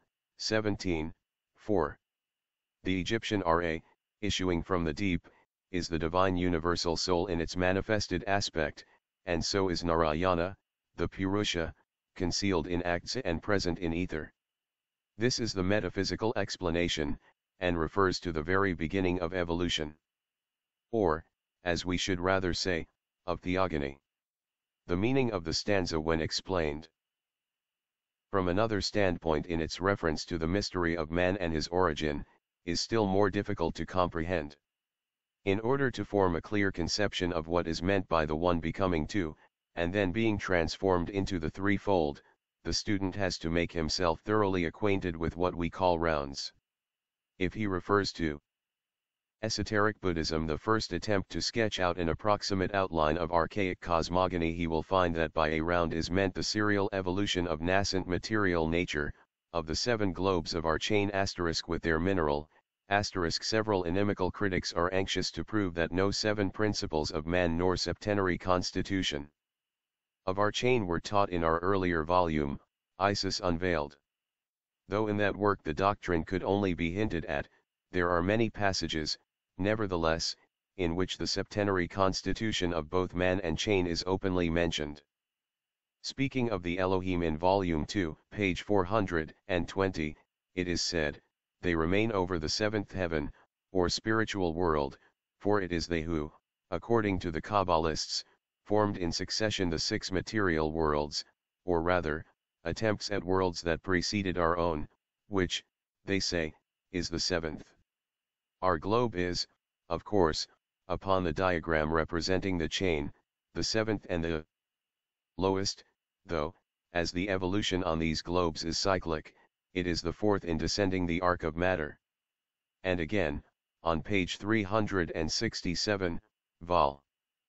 2, it is written, "In the Egyptian notions, as in those of all other faiths founded on philosophy, man was not merely an union of soul and body, he was a trinity when spirit was added to it, and besides that doctrine made him consist of body, astral form or shadow, the animal soul, the higher soul, and terrestrial intelligence and a 6th principle, etc., etc., the 7th spirit." So clearly are these principles mentioned, that even in the index, one finds on page 683 / 6 principles of man, the 7th being the synthesis of the 6, and not a principle but a ray of the absolute all in strict truth. 232 The secret doctrine. Vegetable and animal kingdoms, man being there included in the latter and standing at the head of it, during the whole period of a life cycle. The latter would be called by the Brahmins a day of Brahma. It is, in short, one revolution of the wheel, our planetary chain, which is composed of 7 globes, or 7 separate wheels, in another sense this time. When evolution has run downward into matter, from planet A to planet G, or Z, as the Western students call it, it is one round.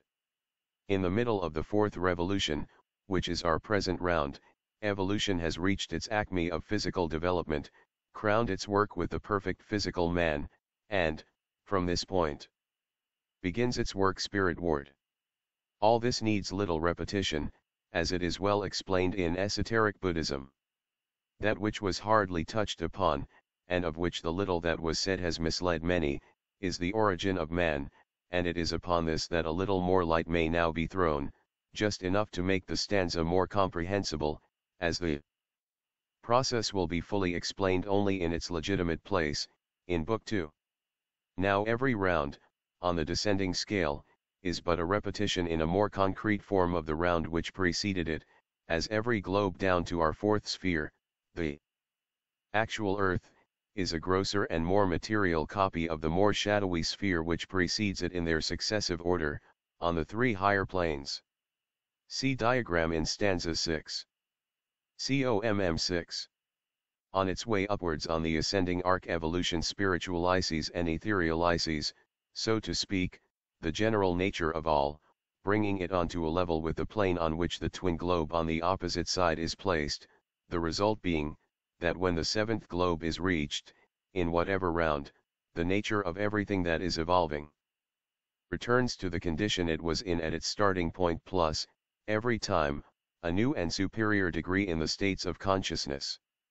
Thus it becomes clear that the origin of man, so-called, on this our present 233 what incarnates in animal man round, or life cycle on this planet, must occupy the same place in the same order save details based on local conditions and time as in the preceding round. Again, it must be explained and remembered that, as the work of each round is said to be apportioned to a different group of so-called creators or architects, so is that of every globe, i.e., it is under the supervision and guidance of special builders and watchers, the various Tyan Kohans. The group of the hierarchy which is commissioned to create men is a special group, then, yet it evolved shadowy man in this cycle just as a higher and still more spiritual group evolved him in the third round. But as it is the sixth on the downward scale of spirituality, the last and seventh being the terrestrial spirits, elementals, which gradually form, build, and condense his physical body, the sixth group evolves no more than the future man's shadowy form, a filmy, hardly visible transparent copy of themselves. It becomes the task of the fifth hierarchy, the mysterious beings that preside over the constellation Capricornus, Makara, or crocodile in India as in Egypt, to inform the empty and ethereal animal form and make of it the rational man. This is one of those subjects upon which very little may be said to the general public. It is a mystery, truly, but only to him who is prepared to reject the existence of intellectual and spiritual beings in the universe, limiting full consciousness to man alone, and that only as a function of the brain. Many are those among the spiritual entities, who have incarnated bodily in man, since the beginning of his appearance, and who, for all that, still exist as independently as they did before, in the infinitudes of space. To put it more clearly, the invisible entity may be bodily present on earth without abandoning, however, its status and functions in the supersensuous regions. If this needs explanation, we can do no better than remind the reader of like cases in spiritualism, though such cases are very rare, at least as regards the nature of the entity incarnating. Creation is an incorrect word to use, as no religion, not even the sect of the Visishta Advaites in India, one which anthropomorphizes even Parabrahman, believes in creation out of nihil as Christians and Jews do, but in evolution out of pre-existing materials. Plus the so-called spirits that may occasionally possess themselves of the bodies of mediums are not the monads or higher principles of disembodied personalities. Such a spirit can only be either an elementary, or a nirmanakaya. 234 The secret doctrine. Or taking temporary possession of a medium. Just as certain persons, men and women, reverting to parallel cases among living persons, whether by virtue of a peculiar organization, or through the power of acquired mystic knowledge, can be seen in their double in one place, while the body is many miles away, so the same thing can occur in the case of superior beings. Man, philosophically considered, is, in his outward form, simply an animal, hardly more perfect than his pithecoid-like ancestor of the third round. He is a living body, not a living being, since the realization of existence, the ego sum, necessitates self-consciousness, and an animal can only have direct consciousness, or instinct. This was so well understood by the ancients that the Kabbalist even made of soul and body two lives, independent of each other. The soul, whose body vehicle is the astral, etherosubstantial envelope, could die and man be still living on earth, i.e., the soul could free itself from and quit the tabernacle for various reasons such as insanity, spiritual and physical depravity, etc., and therefore, that which living men, initiates, Asterisk on p. 340 to 351, Genesis of the Soul. In the New Aspects of Life, the author states the Kabbalistic teaching, they held that, functionally, spirit and matter of corresponding opacity and density tended to coalesce, and that the resultant created spirits, in the disembodied state, were constituted on a scale in which the differing opacities and transparencies of elemental or uncreated spirit were reproduced. And that these spirits in the disembodied state attracted, appropriated, digested, and assimilated elemental spirit and elemental matter whose condition was conformed to their own. They therefore taught that there was a wide difference in the condition of created spirits, and that in the intimate association between the spirit world and the world of matter, the more opaque spirits in the disembodied state were drawn towards the more dense parts of the material world, and therefore tended towards the center of the earth, where they found the conditions most suited to their state, while the more transparent spirits passed into the surrounding aura of the planet, the most rarefied finding their home in its satellite. This relates exclusively to our elementary spirits, and has naught to do with either the planetary, sidereal, cosmic, or interetheric intelligent forces or angels as they are termed by the Roman Church. The Jewish Kabbalists, especially the practical occultists who dealt with ceremonial magic, busied themselves solely with the spirits of the planets and the elementals so-called. Therefore this covers only a portion of the esoteric teaching. The possibility of the soul, i.e., the eternal spiritual ego, dwelling in the unseen worlds, while its body goes on living on earth, is a preeminently occult doctrine, especially in Chinese and Buddhist philosophy. See Isis Unveiled, Vol. I, p. 602, for an illustration. Many are the soulless men among us, for the occurrence is found to take place in wicked materialists as well as in persons who advance in holiness and never turn back. See Ibid and also Isis, Vol. 2, p. 369. 235 Di sunt demons inverse can do, the Dhyanis, who have no physical body to hamper them, can do still better. This was the belief of the antediluvians, and it is fast becoming that of modern intellectual society, in spiritualism, besides the Greek and Roman churches, which teach the ubiquity of their angels. The Zoroastrians regarded their Mshaspens as dual entities, Ferriers, applying this duality in esoteric philosophy, at any rate to all the spiritual and invisible denizens of the numberless worlds in space which are visible to our eye. In a note of Damascius, 6th century, on the Chaldean oracles, we have a triple evidence of the universality of this doctrine, for he says, in these oracles the 7 cosmocratories of the world pillars, mentioned likewise by St. Paul, are double, one set being commissioned to rule the superior worlds, the spiritual and the sidereal, and the other to guide and watch over the worlds of matter. Such is also the opinion of Jamlishus, who makes an evident distinction between the archangels and the archant. See De Mysteriis, section 2, ch. 3. The above may be applied, of course, to the distinction made between the degrees or orders of spiritual beings, and it is in this sense that the Roman Catholic Church tries to interpret and teach the difference, for while the archangels are in her teaching divine and holy, their doubles are denounced by her as devils *, but the word Ferrer is not to be understood in this sense, for it means simply the reverse or the opposite side of some attribute or quality. Thus when the occultist says that the demon is the lining of God, evil, the reverse of the metal, he does not mean two separate *. This identity between the spirit and its material double, in man it is the reverse, explains still better the confusion, alluded to already in this work, made in the names and individualities, as well as the numbers, of the rishis and the Prajapatis, especially between those of the Satya Yuga and the Mahabharatan period. It also throws additional light on what the secret doctrine teaches with regard to the root and the seed manus, see Book 2. On the primitive manus of humanity. Not only those progenitors of our mankind, but every human being, we are taught, has its prototype in the spiritual spheres, which prototype is the highest essence of his 7th principle.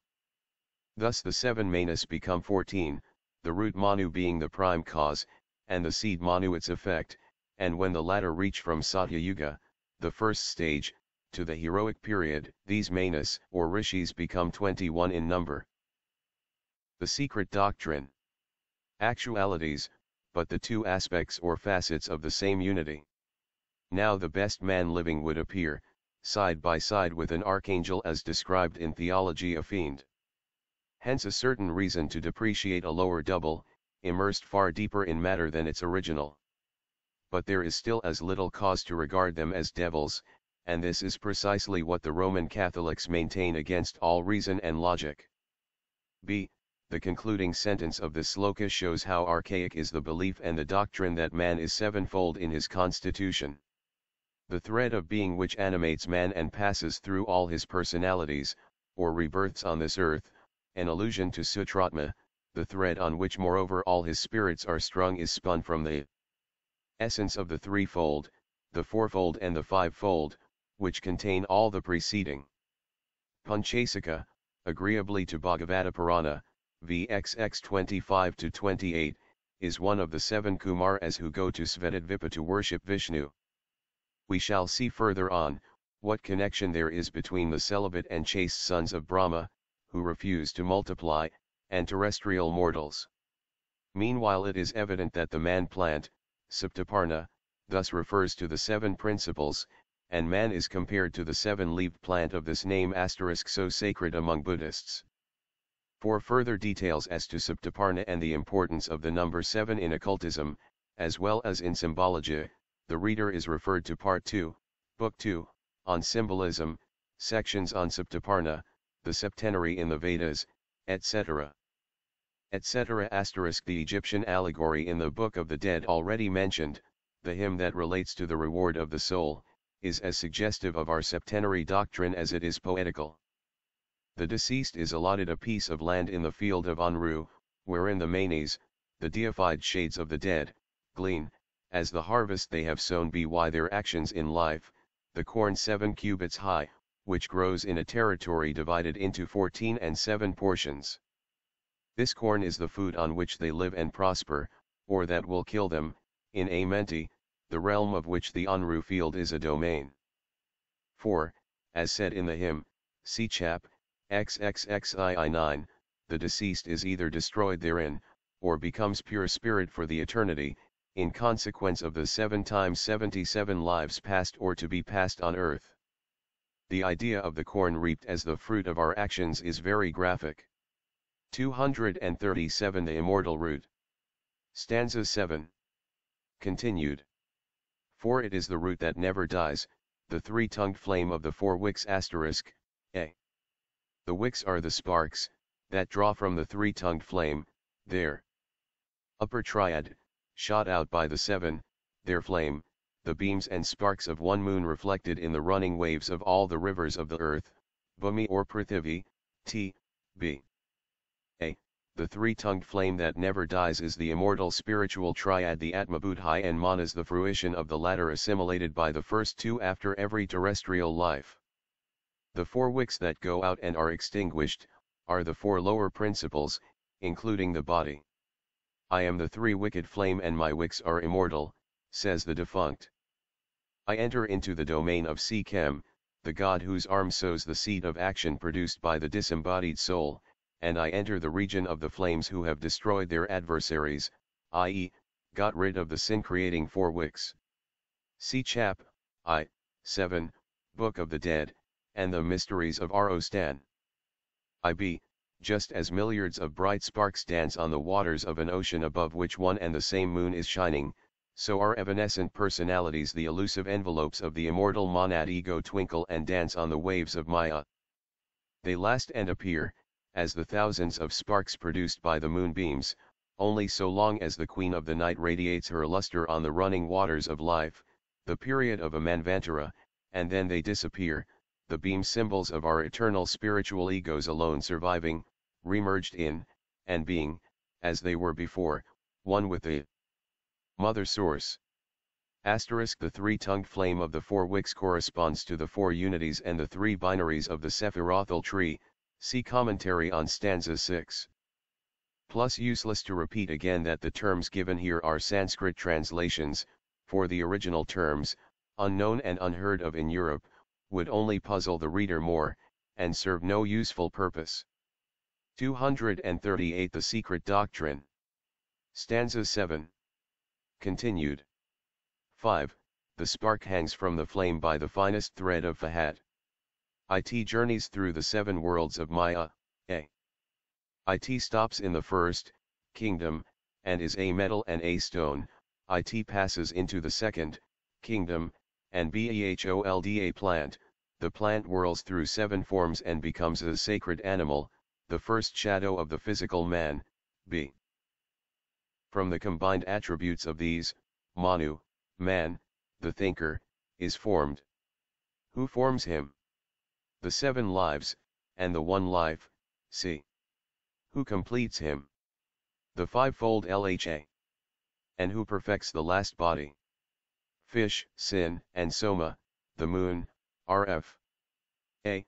The phrase through the 7 worlds of Maya refers here to the 7 globes of the planetary chain and the 7 rounds, or the 49 stations of active existence that are before the spark or monad, at the beginning of every great life cycle or Manvantara. The thread of Fahat is the thread of life before referred to. This relates to the greatest problem of philosophy, the physical and substantial nature of life, the independent nature of which is denied by modern science because that science is unable to comprehend it. The reincarnationists and believers in karma alone dimly perceive that the whole secret of life is in the unbroken series of its manifestations, whether in, or apart from, the physical body. Because if life, like a dome of many-colored glass, stains the white radiance of eternity, yet it is itself part and parcel of that eternity, for life alone can understand life. What is that spark which hangs from the flame? It is JLVA, the monad in conjunction with manas, or rather its aroma, that which remains from each personality, when worthy, and hangs from Atmabuddhi, the flame, by the thread of life. In whatever way interpreted, and into whatever number of principles the human being is divided, it may easily be shown that this doctrine is supported by all the ancient 239 Chaldean metaphysics. Religions, from the Vedic to the Egyptian, from the Zoroastrian to the Jewish. In the case of the last mentioned, the Kabbalistic works offer abundant proof of this statement. The entire system of the Kabbalistic numerals is based on the divine septenary hanging from the triad, thus forming the decade, and its permutations 7, 5, 4, and 3, which, finally, all merge into the one itself, an endless and boundless circle. The deity, the ever-invisible presence, says the Zohar, manifests itself through the 10 Sephiroth, which are its radiating witnesses. The deity is like the sea from which outflows a stream called wisdom, the waters of which fall into a lake named intelligence. From the basin, like 7 channels, issue the 7 Sephiroth. 410 equals 7, the decade contains 4 unities and 3 binaries. The 10 Sephiroth correspond to the limbs of man. When I framed Adam Kadmon, the Elohim are made to say, the spirit of the Eternal shot out of his body like a sheet of lightning that radiated at once on the billows of the 7 millions of skies, and my 10 splendors were his limbs. But neither the head nor the shoulders of Adam Kadmon can be seen, therefore we read in the Sefer Geni Autha, the book of the concealed mystery, in the beginning of time, after the Elohim, the sons of light and life, or the builders, had shaped out of the eternal essence the heavens and the earth, they formed the world 6 by 6, the 7th being Makuth, which is our earth, see Manchuan Codex, on its plane, and the lowest on all the other planes of conscious existence. The Chaldean Book of Numbers contains a detailed explanation of all this. The first triad of the body of Adam Kadmon, the 3 upper planes of the 7 asterisk, cannot be seen before the soul stands in the presence of the Ancient of Days. The Sephiroth of this upper triad are, 1. Kether, the crown, represented by the brow of Macroprosopis, 2. Chakma, wisdom, a male principle, by his right shoulder, and 3. Bina, intelligence, a female principle, by the left shoulder. Then come the 7 limbs, or Sephiroth, on the planes of manifestation, the totality of these 4 planes being represented by microprose opus, the asterisk the formation of the living soul or man, would render the idea more clearly. A living soul is a synonym of man in the Bible. These are our 7 principles. 240 The secret doctrine. Lesser face, or tetragrammaton, the 4-lettered mystery. The 7 manifested and the 3 concealed limbs are the body of the deity. Thus our earth, Makath, is both the 7th and the 4th world, the former when counting from the first globe above, the latter if reckoned by the planes. It is generated by the 6th globe or Sephiroth called Yesod, foundation, or as said in the book of Numbers by Yesod, he, Adam Kadmon, fecundates the primitive Heva, Eve or our earth. Rendered in mystic language, this is the explanation why Makath, called the inferior mother, Matrona, queen, and the kingdom of the foundation, is shown as the bride of tetragrammaton or microprose opus, the second logos, the heavenly man. When free from all impurity she will become united with the spiritual logos, i.e., in the 7th race of the 7th round after the regeneration, on the day of Sabbath, for the 7th day has again an occult significance undreamed of by our theologians. When Matronitha, the mother, is separated and brought face to face with the king, in the excellence of the Sabbath, all things become one body, says verse 746, in chapter XXII. Of Hydra Zudicadisha. Becomes one body means that all is reabsorbed once more into the one element, the spirits of men becoming nirvanis and the elements of everything else becoming again what they were before, protyle or undifferentiated substance. Sabbath means rest or nirvana. It is not the 7th day after 6 days but a period the duration of which equals that of the 7 days or any period made up of 7 parts. Thus a pralaya is equal in duration to the Manvantara, or a night of Brahma is equal to this day. If the Christians will follow Jewish customs they ought to adopt the spirit and not the dead letter thereof, i.e., to work 1 week of 7 days and rest 7 days. That the word Sabbath had a mystic significance is shown in the contempt shown by Jesus for the Sabbath day, and by what is said in Luke 18:12. Sabbath is there taken for the whole week. See Greek text where the week is called Sabbath. I fast twice in the Sabbath. Paul, an initiate, knew it well when referring to the eternal rest and felicity in heaven as Sabbath, and their happiness will be eternal, for they will ever be one with the Lord and will enjoy an eternal Sabbath. Hebrew 4:2, 241. The true and the false Kabbalah.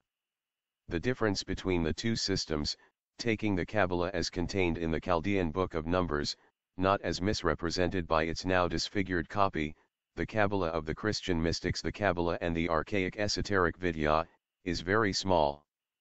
Indeed, being confined to unimportant divergences of form and expression. Thus Eastern occultism refers to our earth as the 4th world, the lowest of the chain, above which run upward on both its sides the 6 globes, 3 on each side. The Zohar, on the other hand, calls the earth the lower, or the 7th, adding that upon the 6th depend all things which are in it, microprose opus. The smaller face, smaller because manifested and finite, is formed of 6 Sephiroth, says the same work. 7 kings come and die in the thrice destroyed world, Makath our earth, destroyed after each of the 3 rounds which it has gone through. And their reign, of the 7 kings, will be broken up. Book of Numbers, 1:8-3. This relates to the 7 races, 5 of which have already appeared, and 2 more have still to appear in this round. The Shinto allegorical accounts of cosmogony and the origin of man in Japan hint at the same belief. Captain Seep found studied for nearly 9 years in the monasteries of Japan the religion underlying the various sects of the land. The Shinto idea of creation, he says, is as follows: out of chaos, Kantan, the earth, in, was the sediment precipitated. And the heavens, Yo, the ethereal essences which ascended, Ma, Jin, appeared between the two. The first man was called Kunitakeo Tachi no Mikato, and 5 other names were given to him, and then the human race appeared, male and female. Izanagi and Izanami begot tens Hoko Doijin, the first of the 5 gods of the earth. These gods are simply our 5 races, Izanagi and Izanami being the 2 kinds of the ancestors, the 2 preceding races which give birth to animal and to rational man. It will be shown, Volume 2. pt 2, that the number 7, as well as the doctrine of the septenary constitution of man, was preeminent in all the secret systems. It plays as important a part in Western Kabbalah as in Eastern occultism. Eliphaz Levi calls the number 7 the key to the Mosaic creation and the symbols of every religion. He shows the Kabbalah following faithfully even the septenary division of man, as the diagram he gives in his Cleftes Grands Mysteries is septenary. This 242 The Secret Doctrine may be seen at a glance on page 389, Unprophetic et diverses pensées de Paracels, however cleverly the correct thought is veiled. One needs also only to look at the diagram, plate 7 in Mr. Mather's Kabbalah, the formation of the soul * from the same key of the Great Mysteries by Levi to find the same, though with a different interpretation. Thus it stands with both the Kabbalistic and the occult names attached.